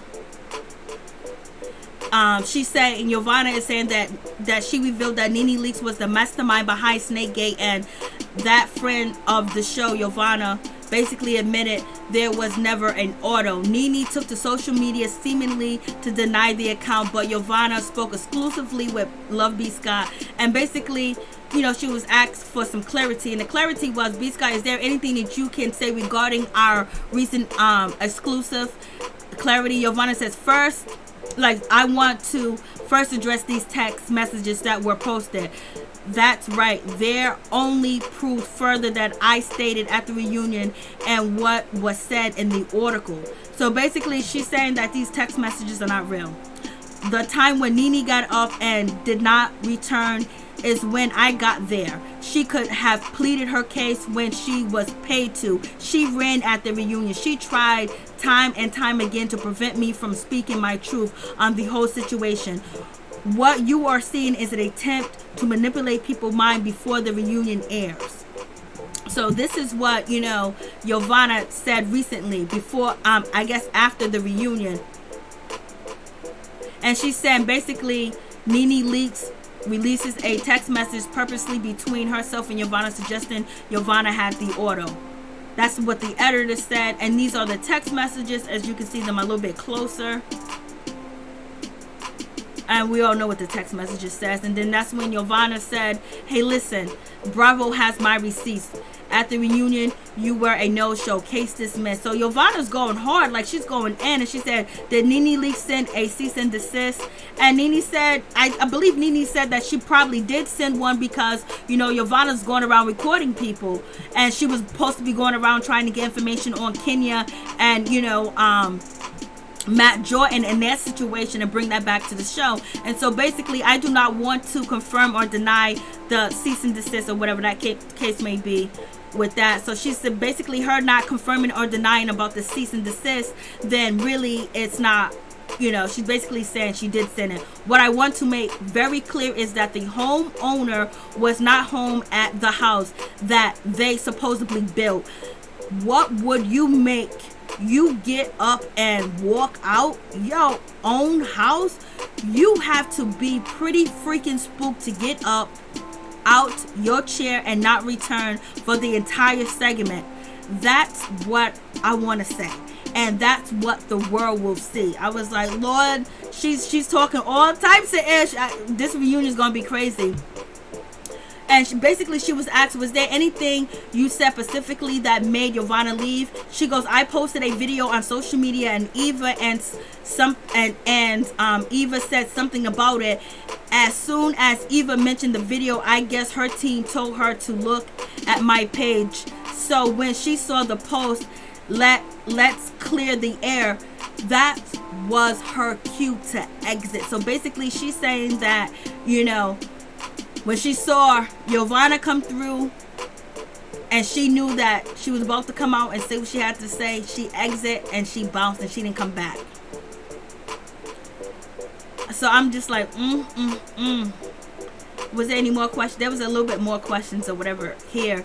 And basically, you know, so basically it seems like Yovana's basically calling out Nene, saying you got up, you left out of your own house, basically saying that this is your show, you're the HBIC, why did you get up and leave? Why did I have to run you out? So basically Yovana's bragging that I made her run, I made her leave.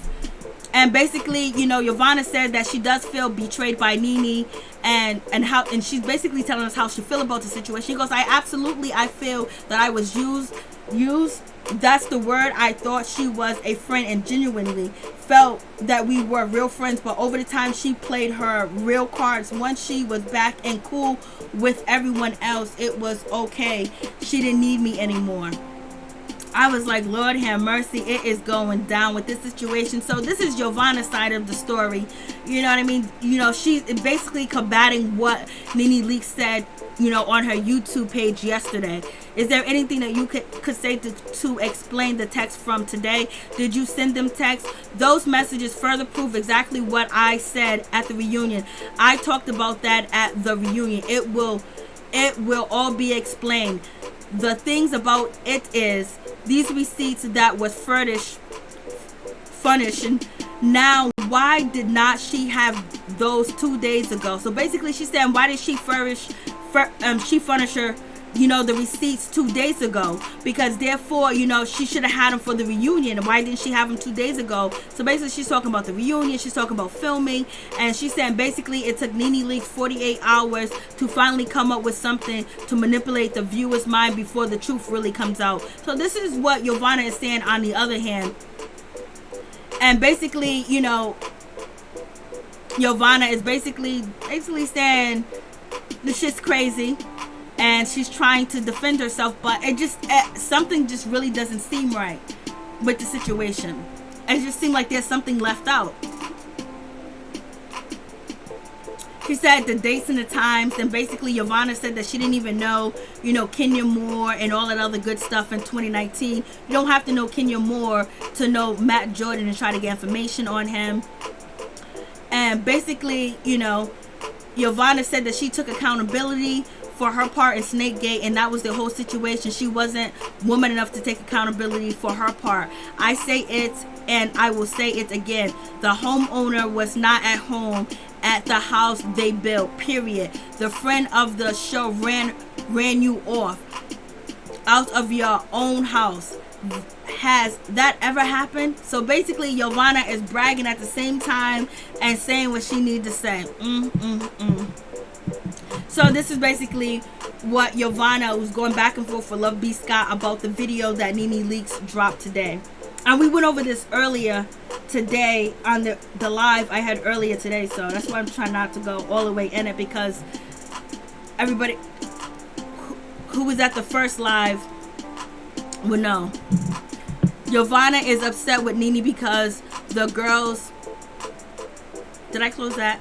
Yovana is upset with Nene because the girls plus Bravo put her out of Canada. she thinks Nene did not fight for her. Yeah, she's upset with Nene. That's point blank, period. She's upset with her. So what else did she say that was crazy? You are saying everything we laid out in exclusive. So so it seems like in this interview that she did with, Love B. Scott, she was more open, but you already know that Love B. Scott and NeNeLeakes don't get along, and at one point in time they did, but when it came down to Cardgate, when it came down to Snakegate, they parted their separate ways. So oh boy. Oh, let's see. Let's go to... I'm just like, I know she wished that she didn't co-sign her at the end, or basically said, no, you need to tell the truth right now, or whatever, because now it's like a shaky situation. Let's see. I don't think Yovana posted anything.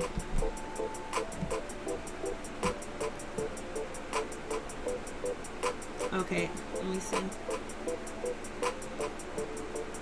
Okay, Yovana, she posted, I did not even know Kenya Moore in April of 2019. More to the story.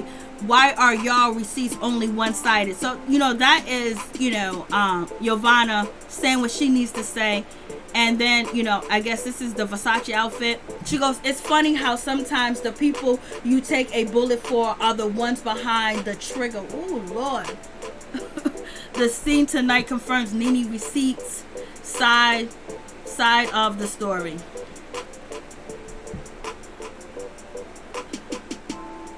And Candy liked this post because, she just recently posted this. Candy liked the post. Liked by Candy Barris, updated, and 711 other people.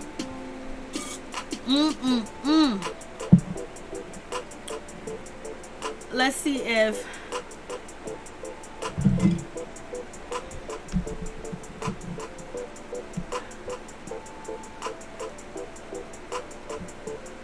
Okay, Kenya Moore didn't say anything. Let's see if Candy said anything.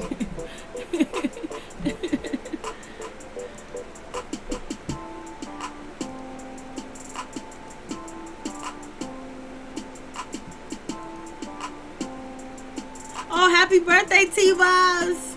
I love me some T-Boz and some TLC. Oh, look at Left Eye. I know, R.I.P. So, they basically ain't saying nothing. Nene didn't say nothing, so... about tonight's episode, because usually they go right to Instagram and they say something. Okay, so yeah, Yovana, she's a dumbass. Helen Griff, if Andy really cared about these ladies, he'll stop. If Andy cared about these ladies, he can stop the lawsuit. The rich always get special treatment.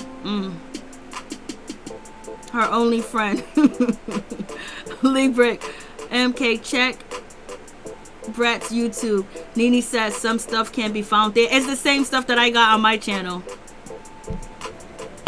It's the same, unless he posted something new, because it's the same receipts.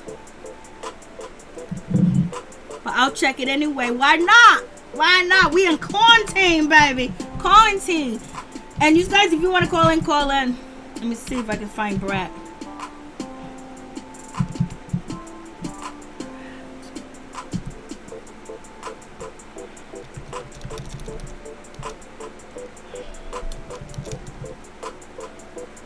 Oh, well, Nene just went live a few minutes ago.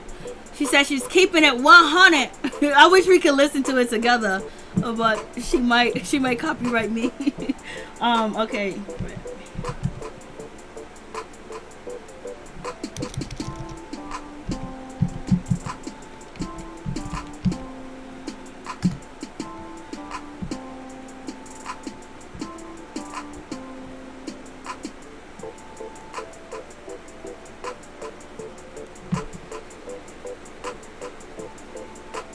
No, it's still the same thing. It's still the same receipts. But I checked though. So Nene did go live tonight. I wish we could listen it together and dissect it together, you know. But I would have to speed it up or slow it down. MJ, not MK. Was Cynthia supposed to say something? Okay, here we go. We got a phone call, baby. Background. To accept, press 1. Hey, what's up? What's your name and where you calling from? Hi, this is Shantae Brown. I'm from Rochester, New York. Hey, Shantae Brown. What are your thoughts on everything? Real Housewives of Atlanta. So I feel like Yovana is lying, and she has so many opportunities to tell the truth. Nene even gave her a platform so she could speak the truth. If she had receipts, she would have did it when she went on all the talk shows that she's been on. Like, I feel like she just wanted more airtime, and she wanted to actually become a regular.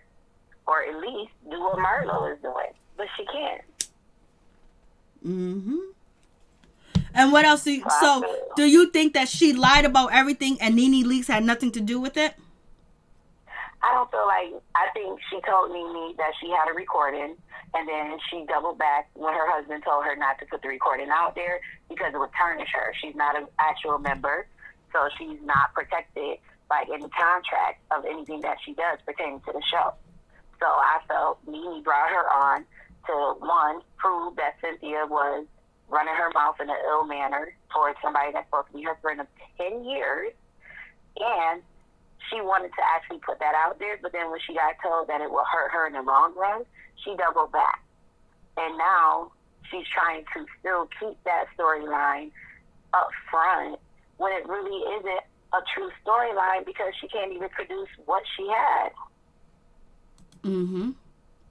I get what you're I saying. feel like, I feel Nene is like she's upfront about what she does. Anything that she's done on the show, she has had receipts for it. So I don't think someone at her magnitude would sit up here and do this with a friend of the show, for airtime. I think she had her own storyline coming back. She fell out with all the girls. It was going to be about her fallout with the girls and how they were going to fix it. Mm-hmm. And do you think with that situation about why isn't Bravo, if Nene said that they had an executive meeting, why isn't Bravo trying to verify the receipts how come they're not saying we heard it, there was an executive or anything? I think it's going to come out on episode 3 like everything else does for Love and Hip Hop and all the other reality shows. If they're going to do 3 tapings, it's going to be mad stuff that they're going to unpack. So episode 3, I think that's when it's all going to come to a head. Or it'll be at the very beginning of next season. You could be right. You could be right. We're going to see. You got to keep the show going, so you can't give everything in one season. I think that would be the perfect beginning to next season. So, what do you think about the end of this episode with, NeNeLeakes sitting next to Yovana? I feel like, because I watched some of it because I just want to see the reunion itself, because I know they have clips that they don't play, but I think from what we saw on the actual show itself, it was more than enough for me to feel like, okay, she's holding something back, and I couldn't figure out why. Anybody else on the show would have been like, okay, these are my receipts. here it is. They shade each other all day, every day. So I don't understand why it took so long and how it was drawn out for so long. And then at the end, when there was an opportunity to just put it all out on the table, they never did. Exactly. So I feel like that's a production thing. I think that's, keeping the best for the end, or at least to keep it until the beginning of next season, because that gives NeNe more information in her storyline against how Cynthia is not a strong friend, and that also gives Cynthia a different narrative to herself, because she's always been portrayed as the nice, sweet one. But if you can really watch the show, you can see how she do got a whole nother side to her that don't nobody see. But she is a wishy-washy friend. Do you think they showed that little last clip with, Yovana and Eva to make, because they know what the reunion was going to be like, to make NeNe look like, ooh, she was a part of it. Ooh, she's kind of co-signing her. She didn't co-sign her all the way, but she brought her there. But she did say a little bit like, I ain't lie to y'all. Right, but she was saying that the whole season. So if she kept saying, I didn't lie to you guys, then that means someone else is the one lying, if you look at it that way. And when it comes to Eva, like, I love Eva from Top Model. For her coming onto this show, one thing that she doesn't really pay attention to is when you say stuff on the show, it's recorded when you're taping.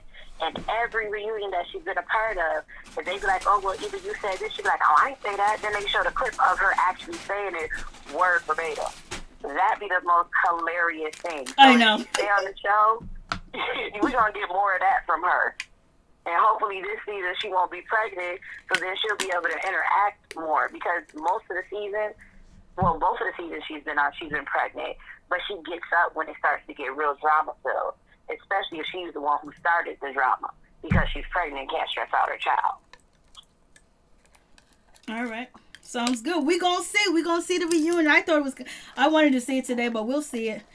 Thank you so much. I really appreciate it. I cannot wait. I'll be watching the channel so I can tune in and chat it up. Yes, I love it. Me too. Thank you so much for calling. I really do appreciate it. No problem. Have a good night. You too. God bless. Bye-bye. Bye-bye. Bye.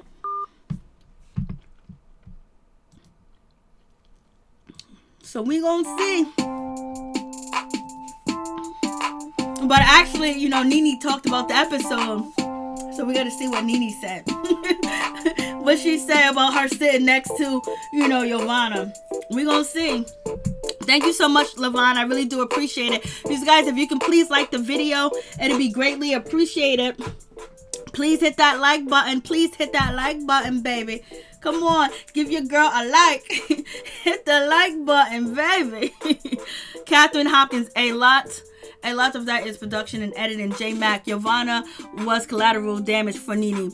Lisa Sims, I think Cynthia is tired of being a punk and not holding back anymore. We all have that I am fed up side to us. That's for sure we do. Reyes, my like is in. Thank you so much for your like, baby.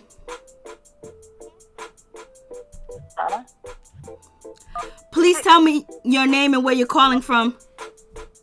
Hi, my name is Yovana. I'm calling from North Carolina. Hey, tell us what you think about the episode. What you think about Real Housewives, period.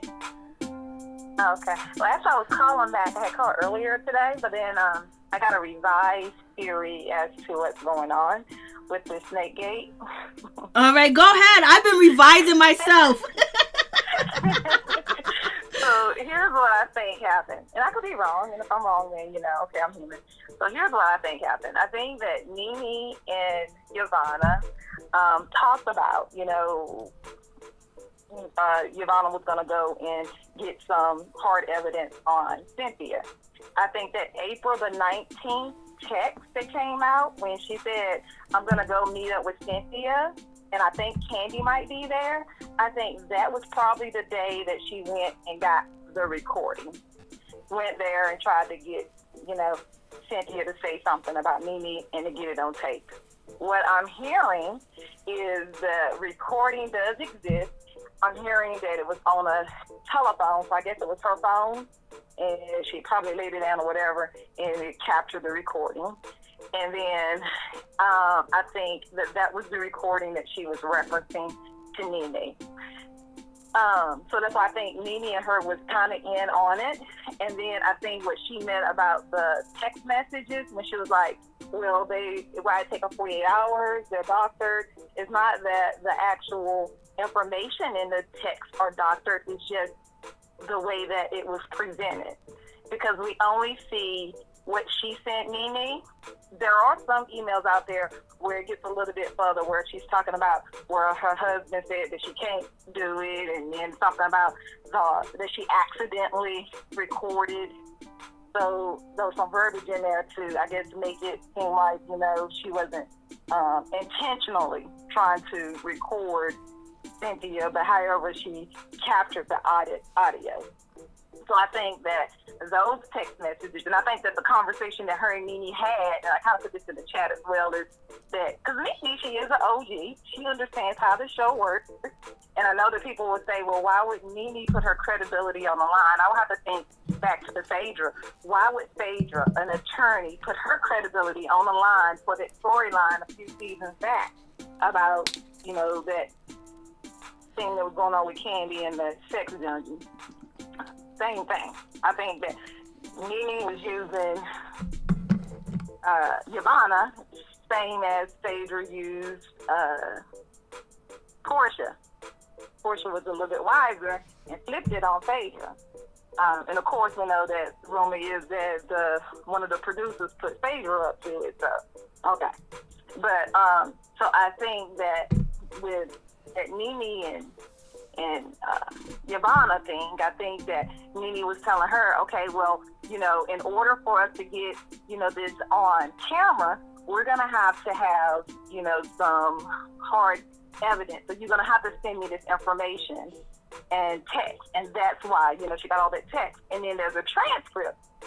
Who's going to sit and take time out to transcribe a text of a recording that was sent to her? So I think all that information was sent so that she would have that information so she could take it to the producers. So then the producers would be like, okay, well, we can actually play this. But then her husband, maybe he did come in and say, no, Yovana, they don't have you out here looking crazy. I got a business. Maybe there was some truth to that. And he was like, no, we're not going to play that. Just go ahead and say, you heard it instead of the actual audio being played. And that's why that recording never got played because, for whatever reason, they decided not to play it. That's a good one. We're gonna see though. That's a good one. That's a good theory. I've been strategizing and thinking my damn self. But I thank you so much. I appreciate it. Oh, it's my pleasure. God bless you and thank you. That's you and a detective, baby. We'll see if that's true. Oh, and then on Nene, her live tonight, the only thing she went on her live saying tonight was about, you got to be careful about who you let in your circle. And she was saying something. It's a short live. She was saying that people, regular people, when you let regular people in your life, sometimes they want to be on the come up. So you got to watch out. And now she's not going to be letting people into her circle, no new friends. And then she answered some of the comments that was that some of the people that was asking her, in the chat. Yeah, I didn't even know that she went live. I wonder if they asked her the right questions.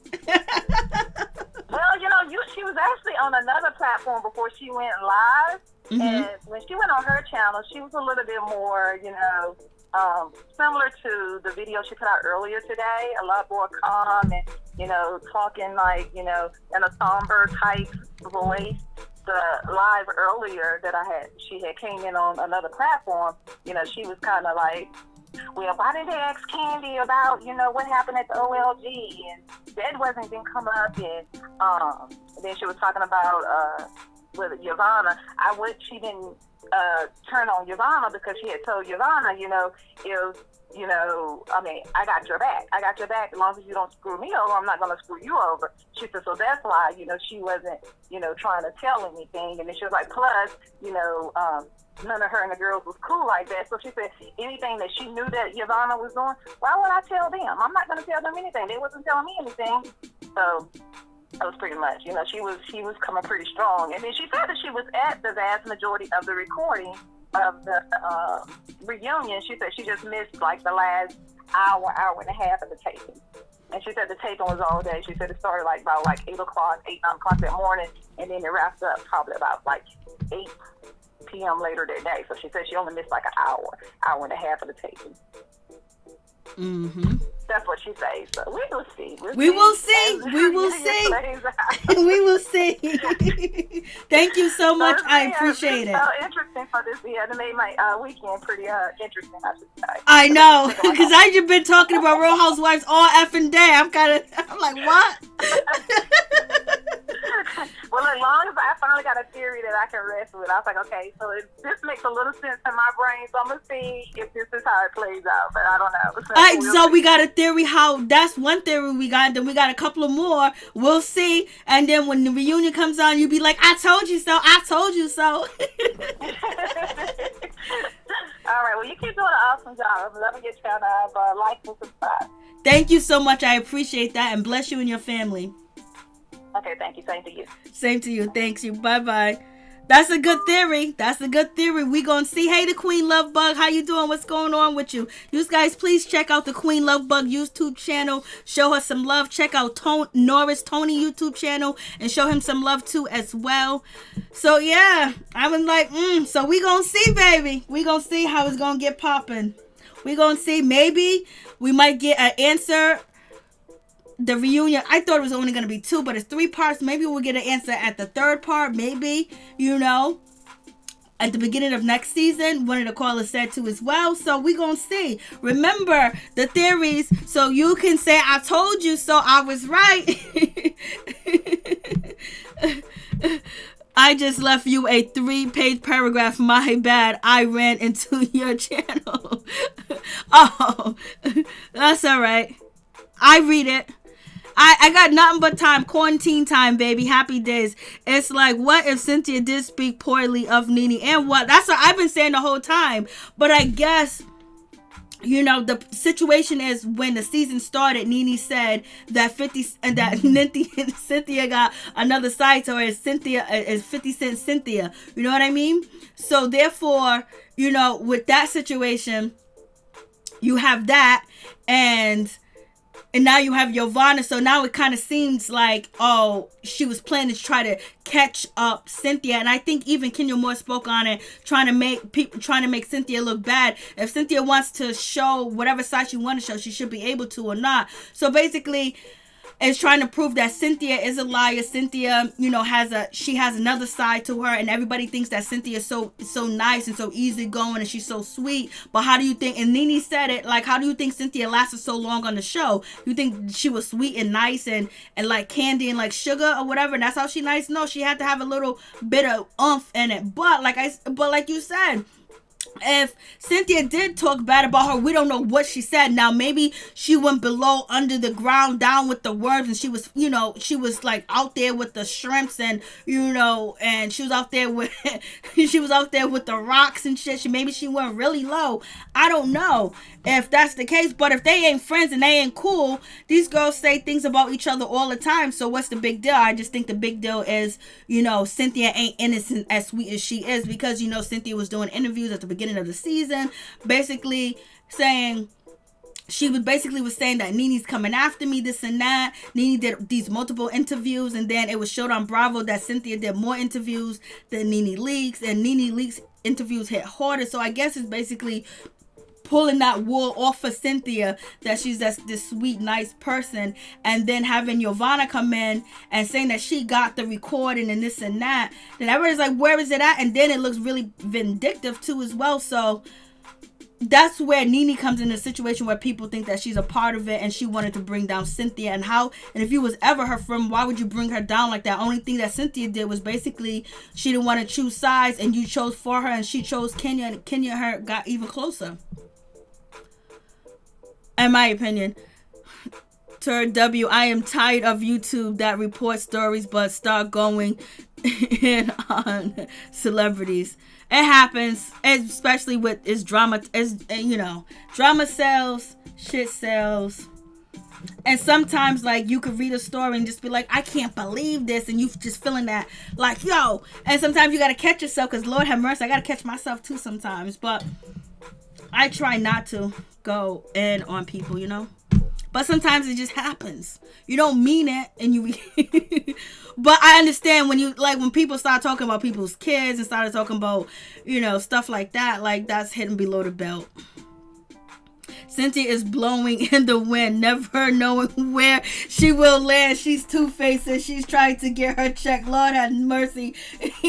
Catherine Hopkins, the Queen Lovebug, most of them are two-faced and flip-flop chicks. Yo, happy days. I got you, Mary Jane. Sounds like a attempt at a bogus storyline on Nene part. I got lost in the sauce, basically talking about trying to think about all. I hope they don't do nothing else until the reunion. I hope they all stay on the low. Librick, thank you so much, Librick, for the donation. I really do appreciate it. This Snake Gate was Nene entrance to the show, and that's why. You know, because that's how it kind of like started back, and Candy sat there and she met with Nene, because Nene basically said at the reunion that I don't mess with none of y'all, Blasing the Third. And then I don't know if Nene said any of these things, but all the blogs were reporting that Nene's not filming with this person. Nene says they gonna have to work for their money. Nene said this, Nene said that, and then boom, you got Yovana coming. So that's where people are, you know, straddling the fence whether, you know, Nene was a part of the Yovana, you know, getting the information on, you know, Cynthia Bailey. And some people think that Nene wouldn't risk that, but we just had a caller that just said that look what Phaedra did. Look what Phaedra did. And we know, here we go. Norris, Tony. To accept. Hey, what's up? What's going on? Hey. How you doing? Hey, Queen B. I'm good to catch the Queen. Oh, I've been here all day. All day. This is my second live today. Yeah, I got to go back and watch that one earlier because I didn't get to see that one earlier. I was cleaning up and doing all that stuff. Yeah, you got. Amen to that. So, what you think about the about everything with the Real Housewives of Atlanta?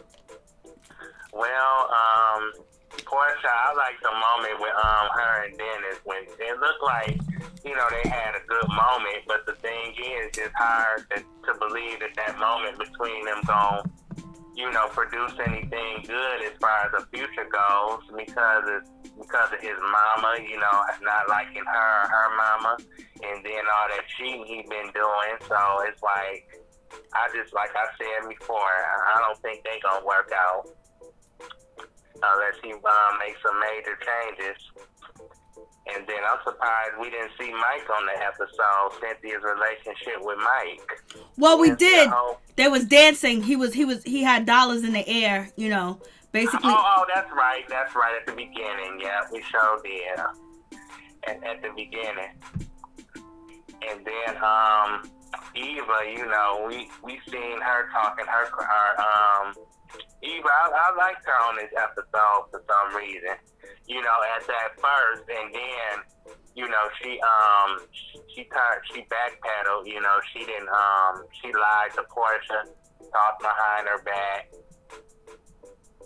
and then Candy had to be the one to tell her the real story of what happened. As I say, Candy is the bone collector. You know, she took Sheray's place. You know, instead of her saying, you know what, Eva, you need to tell Portia how you feel about her instead of us. You know, you sitting up there telling me, you know, she should have just told her to be honest with Portia, or she could have just set up a meeting between her and Portia, and she could have been mediator or something like that, instead of running back like a bone collector. You know, they got to move the story along, and Candy's okay with it. You know, she just came off a Big Brother, so she knows how to carry a story, baby. Yeah, she got that. I'll tell you, like I told you in one of them previous phone calls, is that Candy, she got that Big Brother in her. You know, that she just playing the game with some of these ladies. You know, I really think she is, but I know her true friends are, you know, Eva, Cynthia and Kenya. She don't really care about none of the rest of them. You know, and I'm glad that Portia sensed that and, you know, went on back to NeNe's side. You know, and I like NeNe. I think that Yovana is full of crap. She really is. Because like one of the callers said before, she had plenty of opportunity to say something. I don't know why she waits till after the show is over to finally open her mouth and talk this talk. It's like you could have said this while you was on the show. You would have got more attention, and then, you know, people wouldn't have been surprised with you coming at NeNe at the reunion the way that you did, or the way that you are. It's like maybe she needed to, you know, figure out what she had to do, what she did wrong, and wanted to fix it at the reunion. She probably realized, man, I didn't bring it while I was on camera now or on the show. Now that the reunion coming, I have to, you know, do my interviews, get my word out, and, you know, come at NeNe with everything I got and try to expose her. Since, you know, the other girl, or try to get on the other girl's team, you know, because she ain't no real friend of NeNe anyway. And I know I think NeNe was trying to protect her. That's why she didn't throw her under the bus like she could have. It seems like she was trying. To me, it seemed like she was trying to protect her. But then at the same token, you can also look at it like, you know, Yovana is basically on thin ice and she's probably panicking, and she might try to blow up my spot too as well. So, you know, that was some people are thinking too as well, like, oh, NeNe didn't go all the way in on her because Yovana would have spilled the beans right then and there, and Yovana's on shaky grounds and she's nervous and she really want her peach. And then at the same other token, NeNe was there, she didn't want to throw her under the bus, and NeNe did basically say, well, if she want to lie to these girls, but don't lie to me. Now, you know, taking that stance with Yovana, now it's kind of like backfiring because Yovana's saying all this and that. Yeah, all of a sudden out of nowhere, I felt like this. If she was a real chick, she would have been honest from the beginning, and we would have got all this action on the show. You know, the girls would have turned on NeNe anyway and scooped her up. I think it took her in. If she had told the truth, it's like, or at least they would have been sympathetic towards her. You know, they would have probably been like, you know what, NeNe probably did have a part in her, you know, playing this role that she played. You know, I think she would have, you know, she could have weaseled her way or maneuvered her way into the clique. Because think about it, her and Eva are cool. She has a video of her and Eva eating lunch together. Yeah, they're cool now, but they wasn't cool before.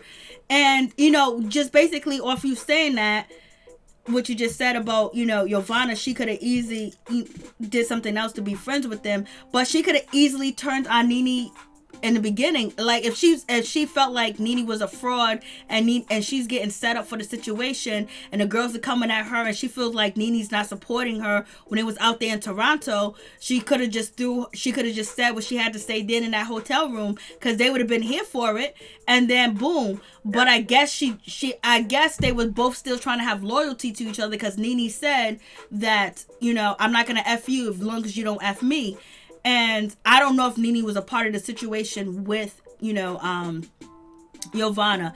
And, you know, a lot of people believe she is, and it looks like it, smells like it, sounds like it. But then on the other hand, people saying, why would NeNe actually jeopardize herself and jeopardize her career and everything else like that? And then the other point is, Phaedra jeopardized her situation. We ain't never seen Phaedra back on the show.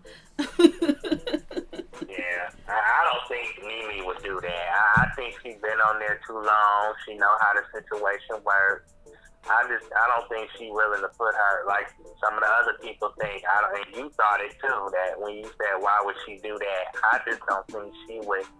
It doesn't make sense. Like I'm thinking about using common sense. It don't make sense for her to, you know, do that and not have the receipts, and then also knowing one day that this person can change up on you and switch up on you, and being on the show, you see how people change up and switch up on each other. And then, you know, Yovana saying that NeNe doctored the receipts, and it's like, why would she do that? Because that gives, you know, Yovana, she could file a lawsuit for defamation of character, because even though it's not on NeNe's page, it's on her some pages, on everybody else's page, and Yovana could be collecting information. It's like, this is hurting my business, because we don't know if Yovana is receiving any type of negativity that is hurting her business when she posts different things on Instagram or Twitter about her business. So that could be a lawsuit. So it seems like why would NeNe put herself in that type of position? Don't make no sense. She got more to lose than Yovana. But then you go back to Phaedra, like the caller said. People would do some things. So I guess we just gonna have to see the whole reunion, and then boom, take another, see what Miss Yovana receipts are. Yeah, she better do something, because I'm telling you, she looking real bad. Just as bad as her skin was looking, her face. Did you see that? Her skin looked like she kind of like had either bad makeup or had bleach on that skin. I mean, oh my goodness. I'm like, you looking like Snow White over here. I don't know. It just she looked crazy. She didn't look right. No, she didn't. She looked like Snow White. I mean, she looked like a powdered donut. It's like, what did you do to your skin? Like, your skin was so much prettier before. It's like, whoever you got doing your makeup, you need to fire them, because they did not make you look good at all. You look like a white woman, for real. You don't look real. They said pancake makeup. Somebody said casket ready in the chat. Yeah, Lord have mercy. She look like something. Because I'm like, damn, her skin matching that blonde, but it's not in a good way. It's like she did something to that, or somebody put too much makeup on her face to make it match with that wig. Because I'm like, dang, you too pretty to be bleaching your skin, or having somebody make your skin up like that, or put all that makeup on you like that. Because she definitely, like you said, that could have been her desperation look or something like that, or her sympathy look. To make the women, feel sorry or bad for her. I'm like, that could be a tactic. Okay, Miss, 1 second, Tony. Miss M Woodson 1026 says she wanna ain't S. She did record Cynthia. That's Cynthia's fault. Why talk to your enemy's friend? Yeah, that's true. But still, I think she did, and she shouldn't have done that. You still violating somebody's privacy, especially if they don't know that you're doing it. That is wrong for her to do that. So I think she did it now. I really do think she did it. At first, I didn't think maybe she did it, but now I think that she did. Because we know that NeNe gonna always, when her butt is on the line, she know how to get herself out of them situations, maneuver her way out of them situations. The women are against her, but when it comes to something like this, I think that her showing that evidence, I think Yovana might be toast, unless she has some evidence at their reunion that says otherwise. She toast, just like her face was tonight, white as bread. We gonna see. I mean, like, damn. And she was just sitting there. I know NeNe regrets even sitting next to her and even doing that. And I'm so surprised the rest of the ladies, we're saying this editing. I'm surprised, they didn't say, what? So why would you do it? Why would you record her? Yeah. And they didn't go in on it. So they probably did go in on the situation, but they didn't give it to us. They're going to wait for the reunion. They're going to give it all to us, I guess. Yeah, I think that's what they saving it for. They just giving us a taste of what the reunion is like. And Milo, I seen some of her tonight, but, I think she playing the game right. She playing the best game. Seems like she know when to cut up and when not to cut up. Because she got them nephews to look after.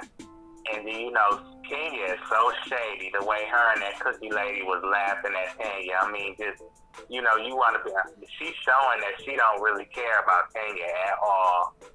She don't care about trying to make up with her or trying to build a friendship with her at all, because the way her and that cookie lady was going at it, and then she did an interview recently. I told you last night that she did an interview recently with another YouTuber named, and I put his name in the comments. But yeah, Yovana did an interview with him too. She did an interview with him first. But yeah, Kenya Moore was so shady. I like Kenya, but she was shady. Detroit shady. For that, the way she did her, and then Mark act good for a minute. I know. I was like, I thought that scene was gonna go good without Mark showing himself, but he couldn't. He said, "Time is up, TikTok." I was like, no, he didn't. I know. I'm like, just when you think that he was gonna follow through, and then Nene, when she did her video earlier, I agree with her. When she said, why didn't they why they asking me all the questions? If they asking her as many questions as she say, I think that's messed up. I think that they should have, asked the other ladies just as many questions. By them asking her questions, that show that she's still relevant to the show. More relevant than anybody else, obviously. Obviously, she the queen of the show. Because why would they be so focused on her? She ain't even had to appear the whole season. And they asking her all them questions. But, yeah, they should have brought, if they didn't bring the cookie lady on there, they should have brought her. They should have brought Paul, like Nene said. They should have asked Todd about his situation with Candy. Instead of just bringing Yovana, it should have been more people that they should have brought to the reunion to clear up some stories. I don't know. We talked about this earlier about because the video earlier was about reviewing Nene's video about what she felt what happened to her at the reunion. And the only thing I can say is I hope that we see some Mark. I hope we see some Todd. I hope we see some Dennis, because there's some questions about, like, we need to know, Mark Daly, why you got kicked out the Uber.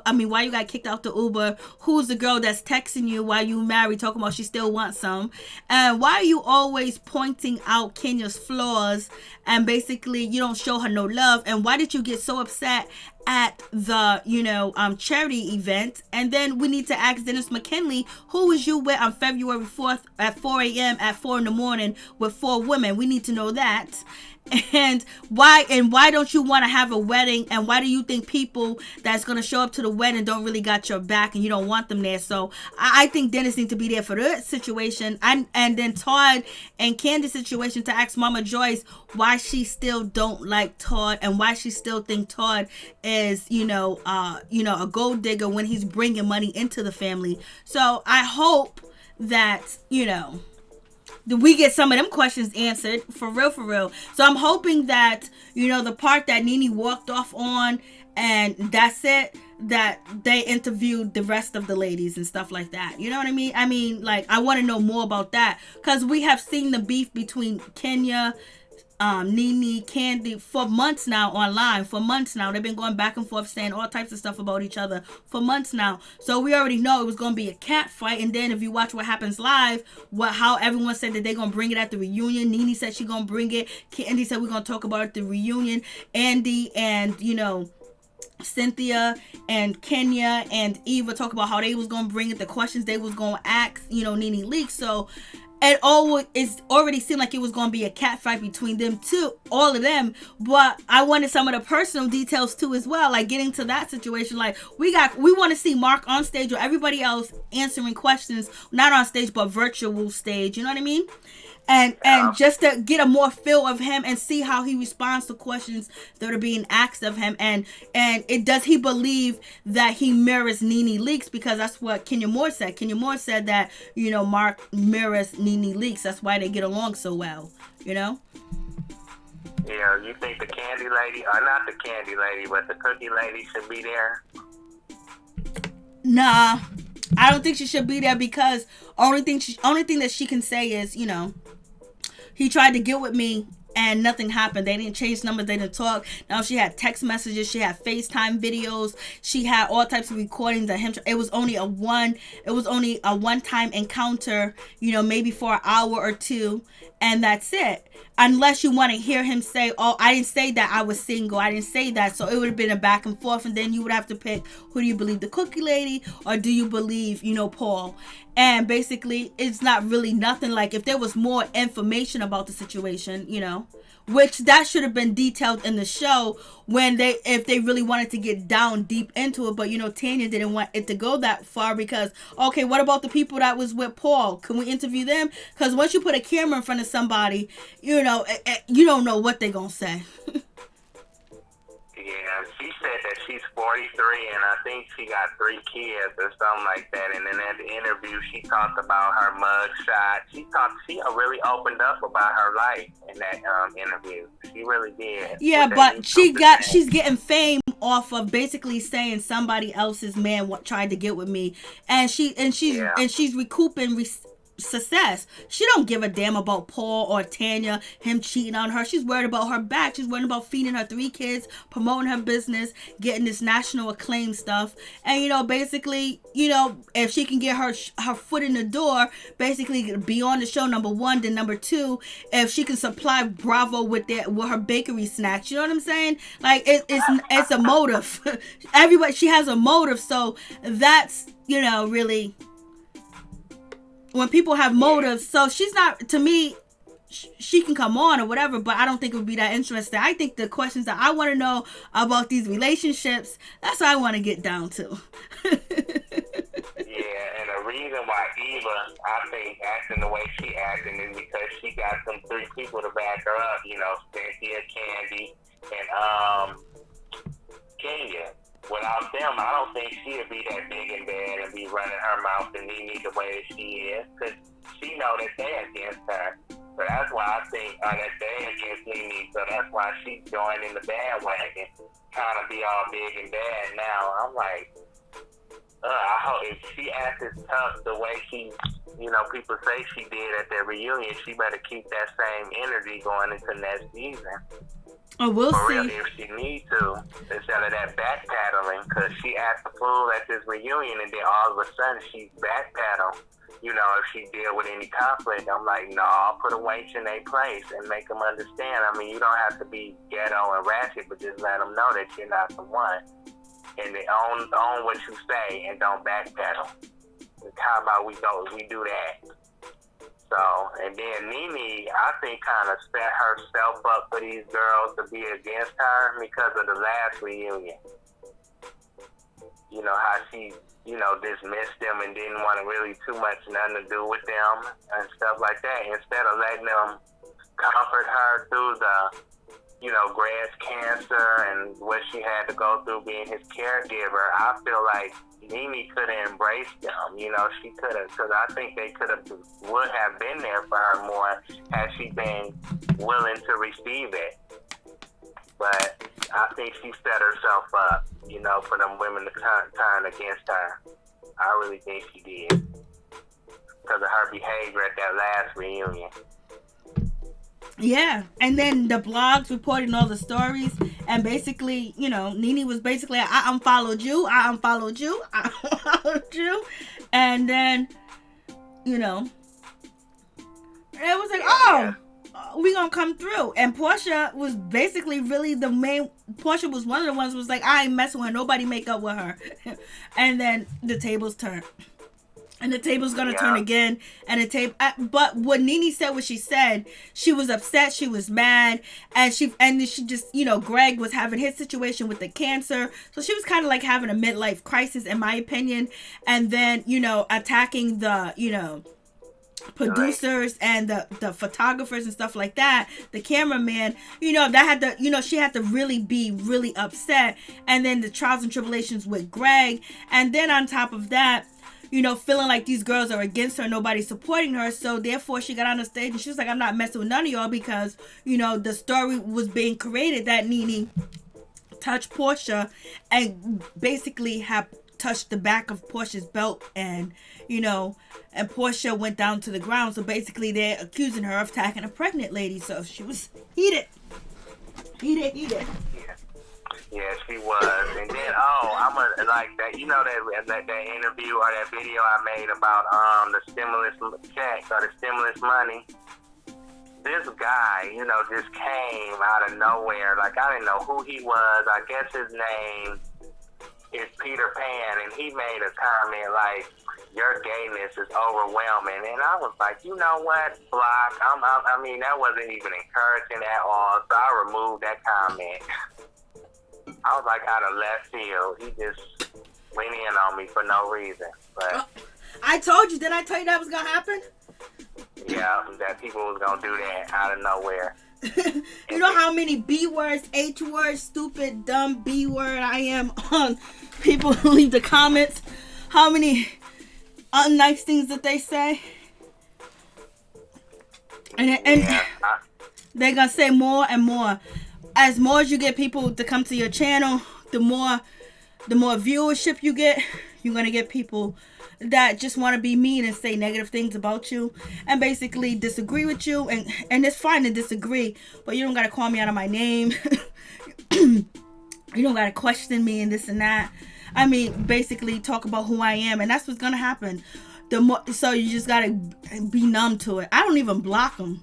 I don't block nobody. I haven't blocked none of them. Well, I didn't block him. I just removed his comment. Remove his comment. If it's the first comment, you always want to remove the first negative comment because the first comment sets the tone for your videos. You know what I mean? So yeah. But when I get to that level, when you get to that level, and when everybody else that is content creators get to that level where as soon as you drop a video, you got 900 to 800 comments, you just leave them because there's so many comments. But if the first comment is negative, that sets the tone for people to just think it's negative or just to click off the video real quick. You know what I mean? Yeah. I mean, somebody said, you know what you look like? You look like an old church lady mechanic. People have said so many mean things. People have said, I mean, the most awful things that you can think of. And it's like, it's just a comment, baby. Like I get under you that bad. I think I'm following Nene. Oh God, happy days. Yeah, you my relations in my blood. Oh, thank you so much. I'm telling you, people will cuss you out, talk about your mama, your daddy that they don't even know.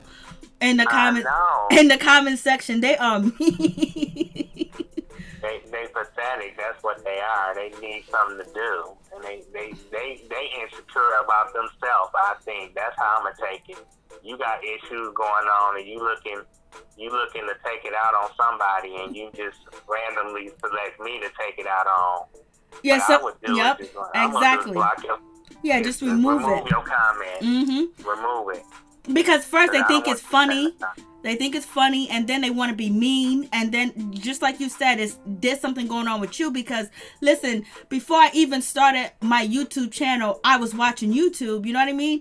And there was people that I follow, people that watch their videos. I've never went on anybody's video and said, F this, I don't like you, you're stupid, you dumb, you're an idiot, or you're ugly, or anything like that. I just won't comment. Like, I can't take the time to write something negative to somebody. Only time I take the time is to write something positive. I don't got time. If I don't like what you're saying and what you're doing, then I'm going to just keep it moving.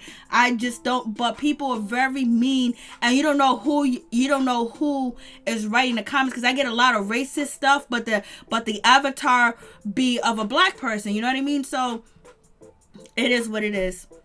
But tell the people about your video and tell them, to subscribe to your channel.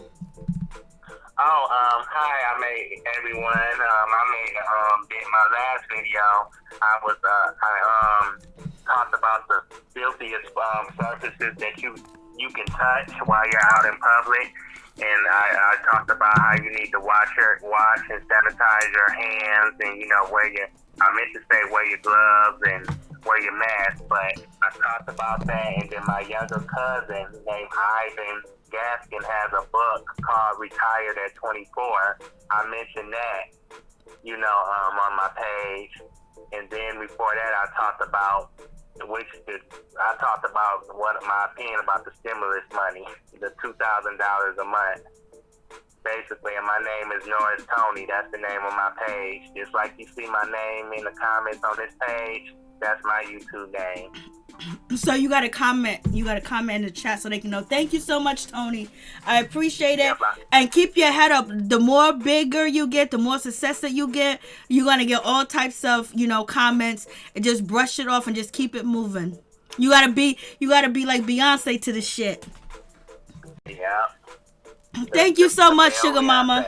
Yeah, you gotta be like Beyonce. You gotta be like, why if the dog is barking at the moon, why would the moon bark back? You know what I mean? So just anticipate as you blow up, as you glow up. You're gonna get some people that agree, some people disagree, some people that's gonna be good, some people that's gonna be mean. You just gotta brush it off and just focus on the positivity and focus on the good people that come through, because there's so much good people that do come through, but sometimes the negativity stick out more than the love that you receive. Yeah, and then some people, and talking about Nene, some of the questions that she got asked, I don't think that have nothing to do with the show. Like, like she said, talk about the stuff that me and Wendy, talked about on the show. Don't talk about the stuff that's been going on in the media between us, which I agree with. Stick to stuff like that. So I do agree with that. That they shouldn't have asked her about her relationship with Wendy off the show, or what they was going through in social media.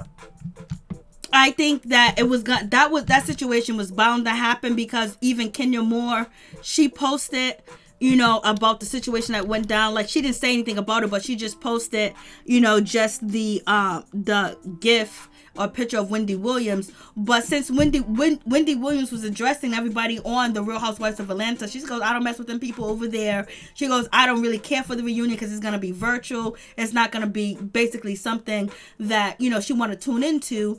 And then on top of that, when she called talking about Kenya Moore, not talking about her, but saying that Kenya Moore, basically was talking about you, Nene, and they laughed and they giggled. And then Nene was saying that, well, I didn't ask you about your husband. I didn't ask you about that egg, where you get your egg from. And she get an egg from a chicken, and she paid, for Mark Daly. And then we had the other time that Wendy Williams was called on the show, and it was talking about Portia and stuff like that. So, and then also it was a dagger at Nene, further stuff to get at NeNeLeakes. So they were going to use it. Like, I think that should have been expected for Nene to know that they were going to bring that up, because Wendy Williams really just shitted on her show. And that's why I was saying in my last video, I believe Wendy Williams should bring NeNeLeakes on her show either Monday or the day before the reunion airs, and basically talk about things and get Nene's side of the story out and let Nene do what she needs to do, because Wendy Williams gave ammunition for the people that she don't rock with to come against her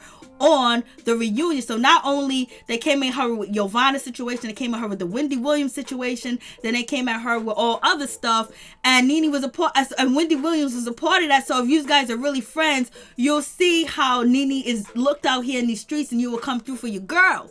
But we'll see if Wendy Williams actually come through, because it is a juicy topic, and Nene's putting the information out there. But at the same time, who knows what Wendy Williams is going to say. But I feel what you're saying. I feel what you're saying about, what Nene said, that why they asking me about my YouTube channel. Well, some of the beef happened on your YouTube channel. Just like when there's certain beef on Twitter, when there's certain beef on Instagram, Bravo cuts the clips out and put it on there, or cuts out the receipts of what each one of them post about each other. I just feel like Nene felt like she was really under attack. Yeah, like you said, they shouldn't have asked her about that YouTube channel. Like, that has nothing, the Twitter stuff, that has nothing to do with the show. Like, can we stick to the show? Ask some of these other women. I hope they ask them about social media stuff, too, and what they think about Wendy shading. Kenya asked Wendy about ask her about what she think about what Wendy said about her. Stuff like that. So. Thank you so much, Tony. I just like the video. Thank you. I appreciate it. Have a good one. God bless. Be safe. Yep, you too. I hope we talk again soon, and enjoy your week. You too as well. Thank you. Good night. God bless. Thank you, Sugar Mama. I appreciate that from the bottom of my heart. Thank you so much. I really do appreciate that. Thank you, baby. Thank you so much. So, what do you guys think about Wendy Williams and the NeNeLeakes situation? Okay, I lost you guys. Show chat. Okay, here we go.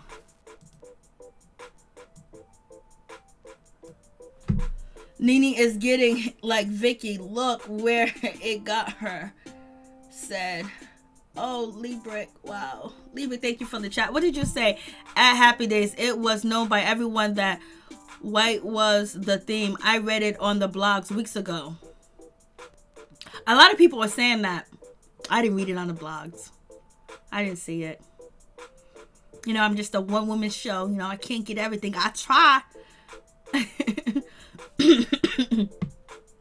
But I think that they even act Married to Medicine about the stuff they did on social media. Catherine Hopkins, Nene is getting... Oh, okay, I read that. A lot of people did say that in the earlier live that it was all put out there and everybody knew the theme was white. Maybe she didn't get to it. I don't know, but you know, she really seemed like she was. That really shook her up before the reunion, and then she went to change and everything else like that. So yes, Bravo is messy, but so is Nene. Lord have mercy. So I wonder if Wendy Williams gonna say anything about the situation. I wonder if Wendy is gonna bring Nene on the show. I'm saying, Wendy, you owe Nene that.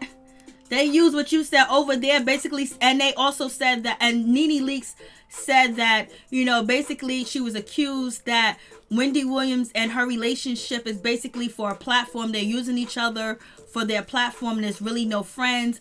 And so, you know, Nene was getting a whole lot of blows. That's why I'm saying she should have gotten that role. She should have came through. But you know what? It's a lot.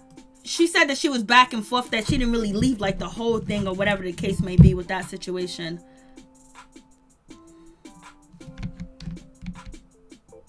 I'm just like,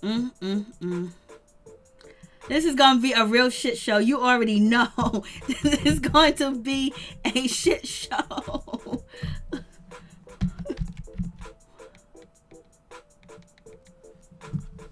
This is going to be a shit show.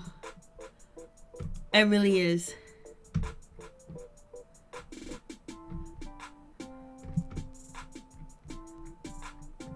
It's going to be crazy.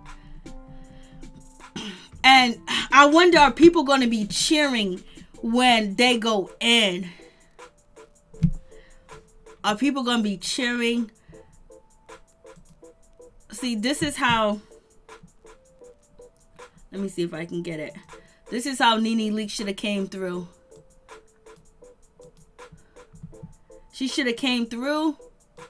And once you realize that everybody was against her, Portia wasn't out there at first, and Portia really wasn't getting that heat, and Marlo wasn't out there, Tanya wasn't out there, and they were just going in on everything. She should have realized the writing on the wall. And then Yovana came through too as well. She should have, you know, she should have came through like this. She should have went and changed. She should have took a break and came back like this. This is how NeNeLeakes should have came back. She should have came through like this. I'm telling you, she should have came through like this. Nene left the computer, honey. I know she did. She should have came back like this. Let me tell you.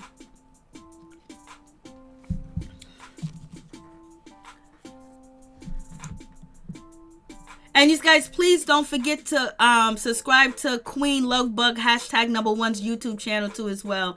I mean, she should have came back like this. She should have came through like, she should have came through like, you know what? She should have had a silk robe on, a nipple hanging out, because they've been talking about a nipple hanging out, and just went in. Just talk hella shit. Just went in. They gonna talk about it anyway. She should have just came through. I'm telling you.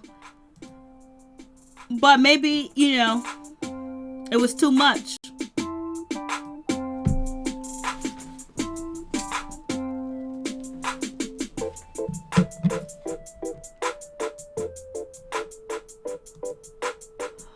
Nene didn't want to misspeak during the Yovana section. She didn't want to let anything slip that would incriminate herself. She should have came. And that could be true too as well. She should have said, like, listen, I'm gonna let her talk because there could be legal allegations coming through after this. So I'm gonna let her speak and just say it's not true. Because now you got Yovana on platforms bragging that she ran you out of your own home. She ran you out of your own show. But sometimes you come an age where you don't even want to beef no more. It was just like, sometimes you feel defeated. I don't know if she felt defeated, but she said she'll do it again. She should have came through.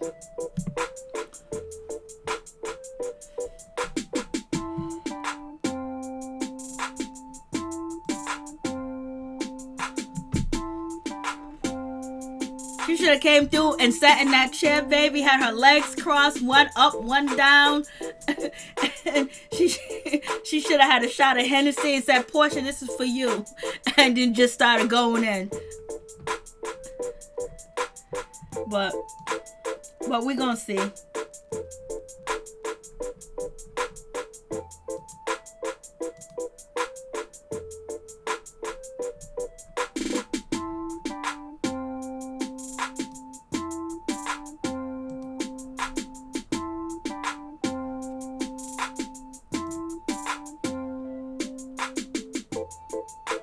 Miss Hollywood, Nene talks all that talk on IG and did all those interviews and left her own sit at her own house. Bloop, bloop, bloop.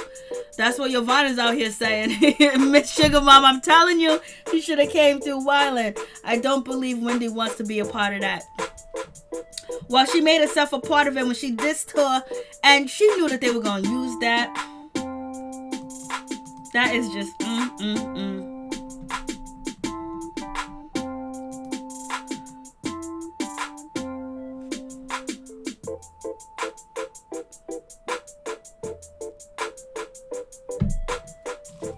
No, she did say bring the smoke, but she probably didn't think it was gonna be like that, and she probably felt like the producers was against her too when it comes out, because she didn't know about the white or whatever the case may be with that situation,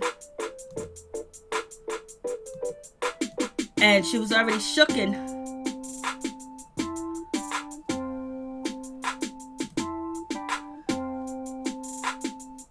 She did really want the smoke. Oh, yeah, it went down. Nah, Wendy was not being a good friend at all. Nene left because she was backed into a corner. We're gonna see all this. Lord have mercy. It's gonna come through, baby. It's gonna come through. We gonna see it. It's gonna be, she even closed her laptop and never came back. That's what, Yovana said. But she said she was going back and forth. This is gonna really be, it can either go both, it can either go another way where people really feel for Nene and feel like it was wrong for what happened to her, and everything they accused Nene of doing, they're doing it to her, and maybe, she might garner a lot of sympathy and a lot of people saying, oh my God, that was so wrong, that was so terrible. Then on the other hand, she could garner attention where people say, oh, you deserve it. So we'll see. But being backed up into a corner and it's your job, like, this ain't no just, this is her job. This is where she make her money at. Nene left because she couldn't put her hands on someone. That could be a true statement indeed. Indeed, that could be a true statement. We got to wait 2 weeks. I know, Lee Rick. I know, baby. I know. 2 weeks. And then they're going to show Married to Medicine. Oh, God. Nene said, if I'm going to be on the only one on the hot plate, I guess I need a hot plate double potty break.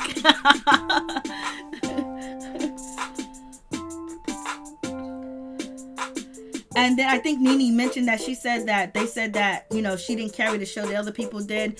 So, her back was up against the wall. And that's when she should have came out with Monique. She should have came out like Monique. Okay, let's get this popping. Let's get this show on the road. For real. Miss Hollywood, I don't feel sorry for Nene. You signed up for the queen. This queen leaks. Lord have mercy. I hope this reunion live up to the hype. Otherwise, this season will truly be a bust. You are facts. Facts. Facts. I wonder if Yovana's coming back next season. That's what I wonder. I wonder if she's gonna come back. I wonder, did she do what she was supposed to do? Reyes, if Nene and Portia want to keep putting hands on people, they should just call Mona Scott.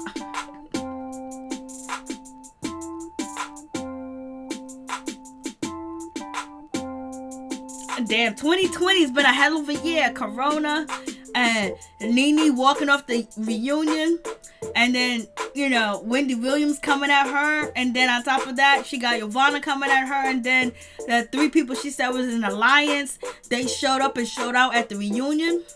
Oh, please, Nene created all this drama just to play victim, and y'all fall for it every time. T.Y. Savage. Donna, I doubt it. She said, I doubt it. I don't think she's coming back. This reunion will be lit. Oh, yes, it will be. No matter how you slice it, it's gonna be lit. Oh, man, Tanya's gone. Yovana's gone. Eva's gone. Yovana's done. Y'all said she ain't coming back? They didn't want peaches. Captain Hops and Yovana said she would come back if the corn is right. Girl, any corn is right. Because that's how you're going to build your brand. That's how you're going to build who you are. That's how people going to want to talk to you and interview you because you're on, you know, one of Bravo's top shows. That's how you get your foot in the door and make that money, baby. Nene said she did not take no bullet from Candy. Miss Hollywood, this reunion will be lit. Prayers. 1, 2, 3. I know 3. 3 ports. And they're gonna do one each week. It needs to be all one day. Back to back. But I know they gotta make their money since they pushed back all the other shows. No more Yovana, please. Oh, Yovana is she's probably calling everybody, text messaging them. So for, hey girl, what's up? How you doing? And they're probably on the other side worrying if they're gonna be recorded.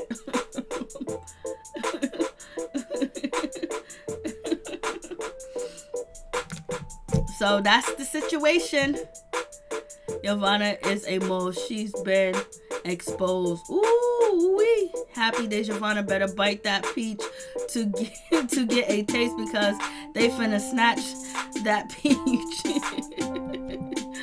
Tanya, stay. Love seeing happy people. Some don't recognize that. Yeah, Tanya likes happiness.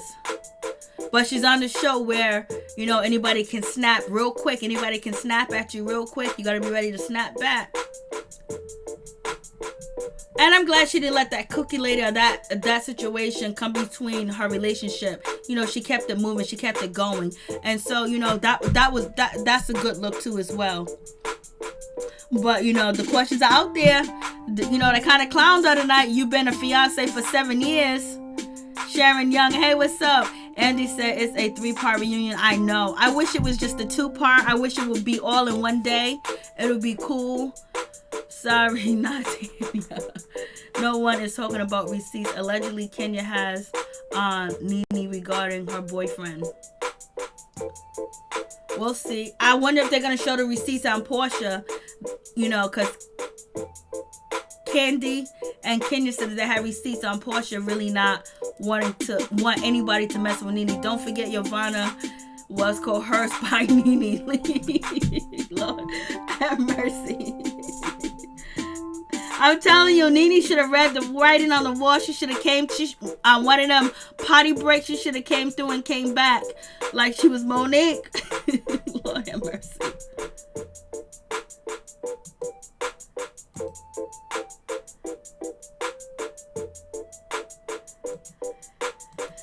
Yovana did her thing. 7 years. I know 7 years is a long time. Yovana did her thing. She got her name out there. She got her name in the streets. She's been talked about. And basically, she's going to try to sign up for that peach. She's going to try to get that peach, baby. She's going to try to get that peach. She's She's gonna try to really get that peach, and that's gonna be the situation. Well, what Bravo really going on right now? They getting ratings, baby. You are absolutely right. Like, even all the interviews that, you know, Andy did before the reunion or whatever, he was basically, what are you gonna say at the reunion, because this is the biggest thing. I wonder if NeNe has a spinoff. I don't know.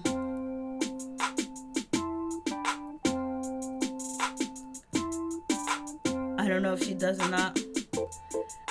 As far as I know that's why she hired Lisa Bloom, because she felt like she wasn't being treated correctly. I'm surprised they didn't have Cookie Lady pop her head at the reunion for ratings. Me too. I'm surprised. NeNe should have left the NeNe should have not have left the reunion.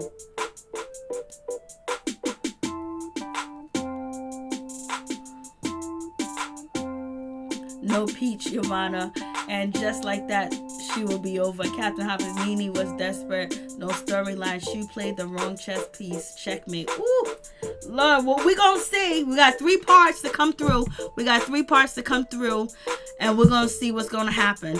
And we're gonna see if the receipts are correct. We're gonna see Yovana receipts. We're gonna see NeNe receipts. And we're gonna see if most of the reunion was about NeNe answering hundreds and hundreds of questions, you know, for the first 2 hours of the show.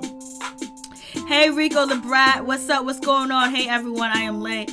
I did not watch the episode. All I know is the moose acting a fool. Here we go. Here comes Rico the Brat. Lord have mercy. Please subscribe to Rico the Brat's YouTube channel too as well. LaDonna Hope.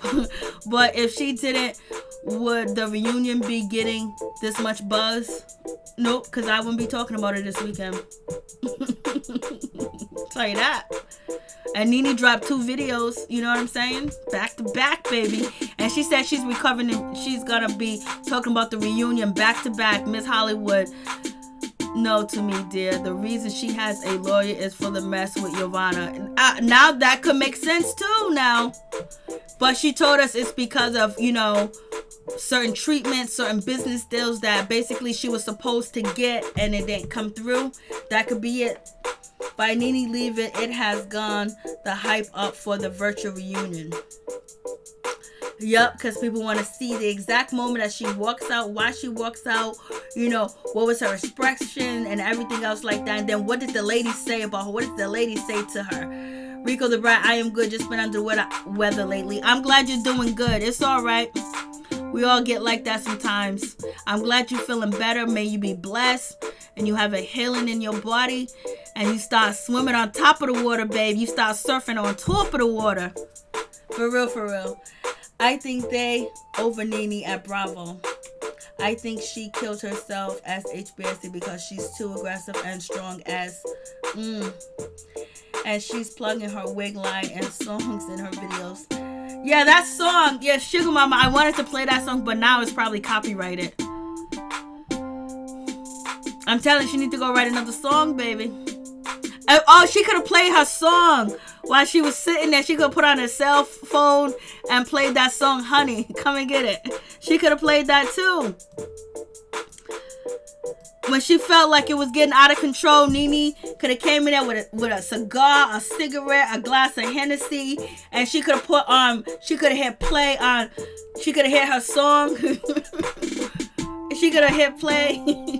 That shit would have been crazy.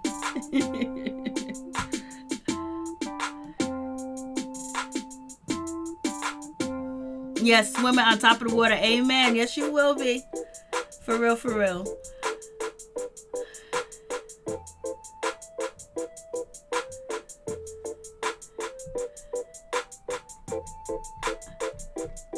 Yep. So we gonna see, baby. We got some time to wait to see what's going on. We're gonna see if the other lady's gonna pop off. We're gonna see if Wendy's gonna feel any type of way about what NeNe's going through and say anything about NeNe. Yep, they would have been a player. Yeah, she should have put that song on "Come and Get This Honey," and had had on her, do-rag, head wrap, cigarette, her Hennessy, and then playing that song is talking about "Come Get Me," and she should have made the impression with her fingers, "Come get this honey." Oh, she should have went in, but I'm saying that, but I don't understand how her mental was going, how she felt, and maybe she just felt like,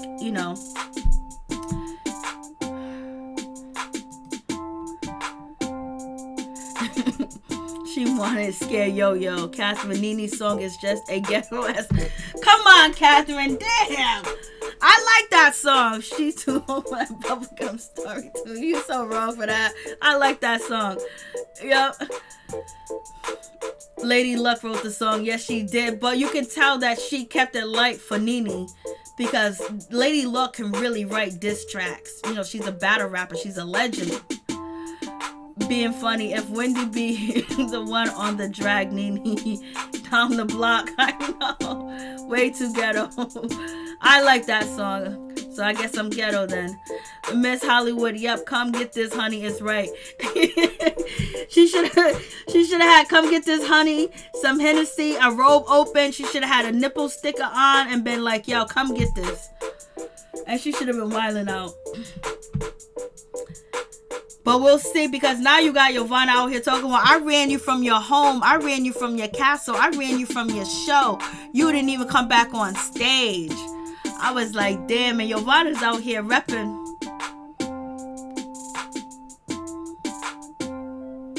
If any time that you should have been drunk, Nene, this time you should have been drunk for the reunion.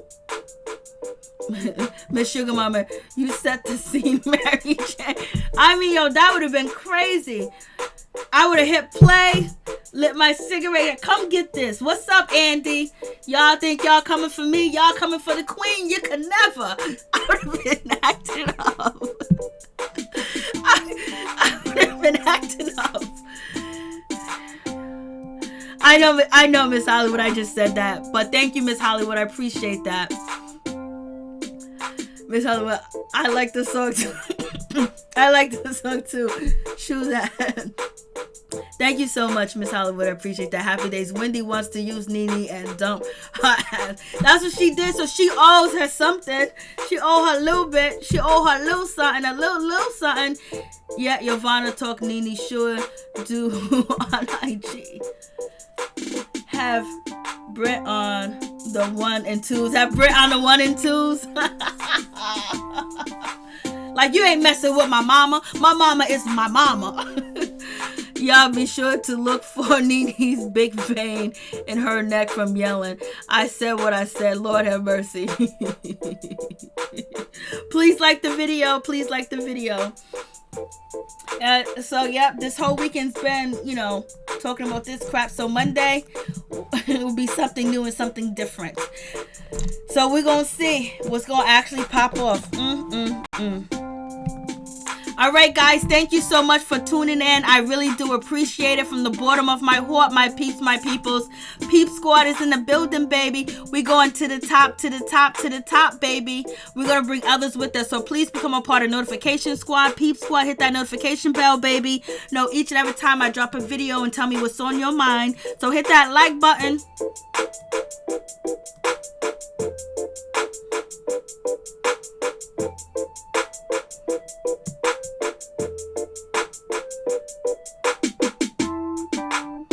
One love to all my peeps and my peoples. You guys stay blessed, stay woke, stay safe, stay protected. Watch yourself. Thank you guys so much for coming through. Appreciate all you guys for staying tuned, staying in the chat. I appreciate you guys for commenting. I appreciate you guys for coming through, and we just chilling, we just hanging, baby.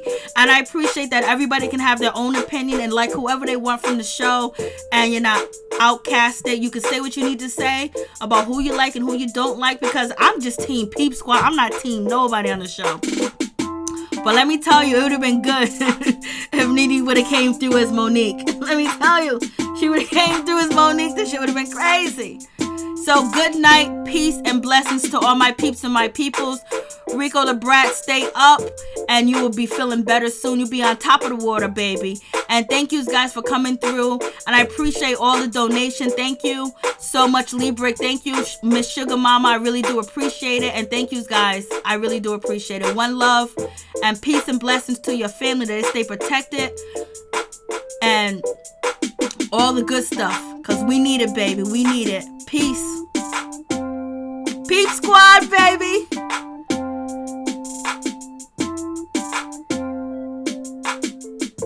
Right, Nene hating on Candy about to have a show and popular music channel.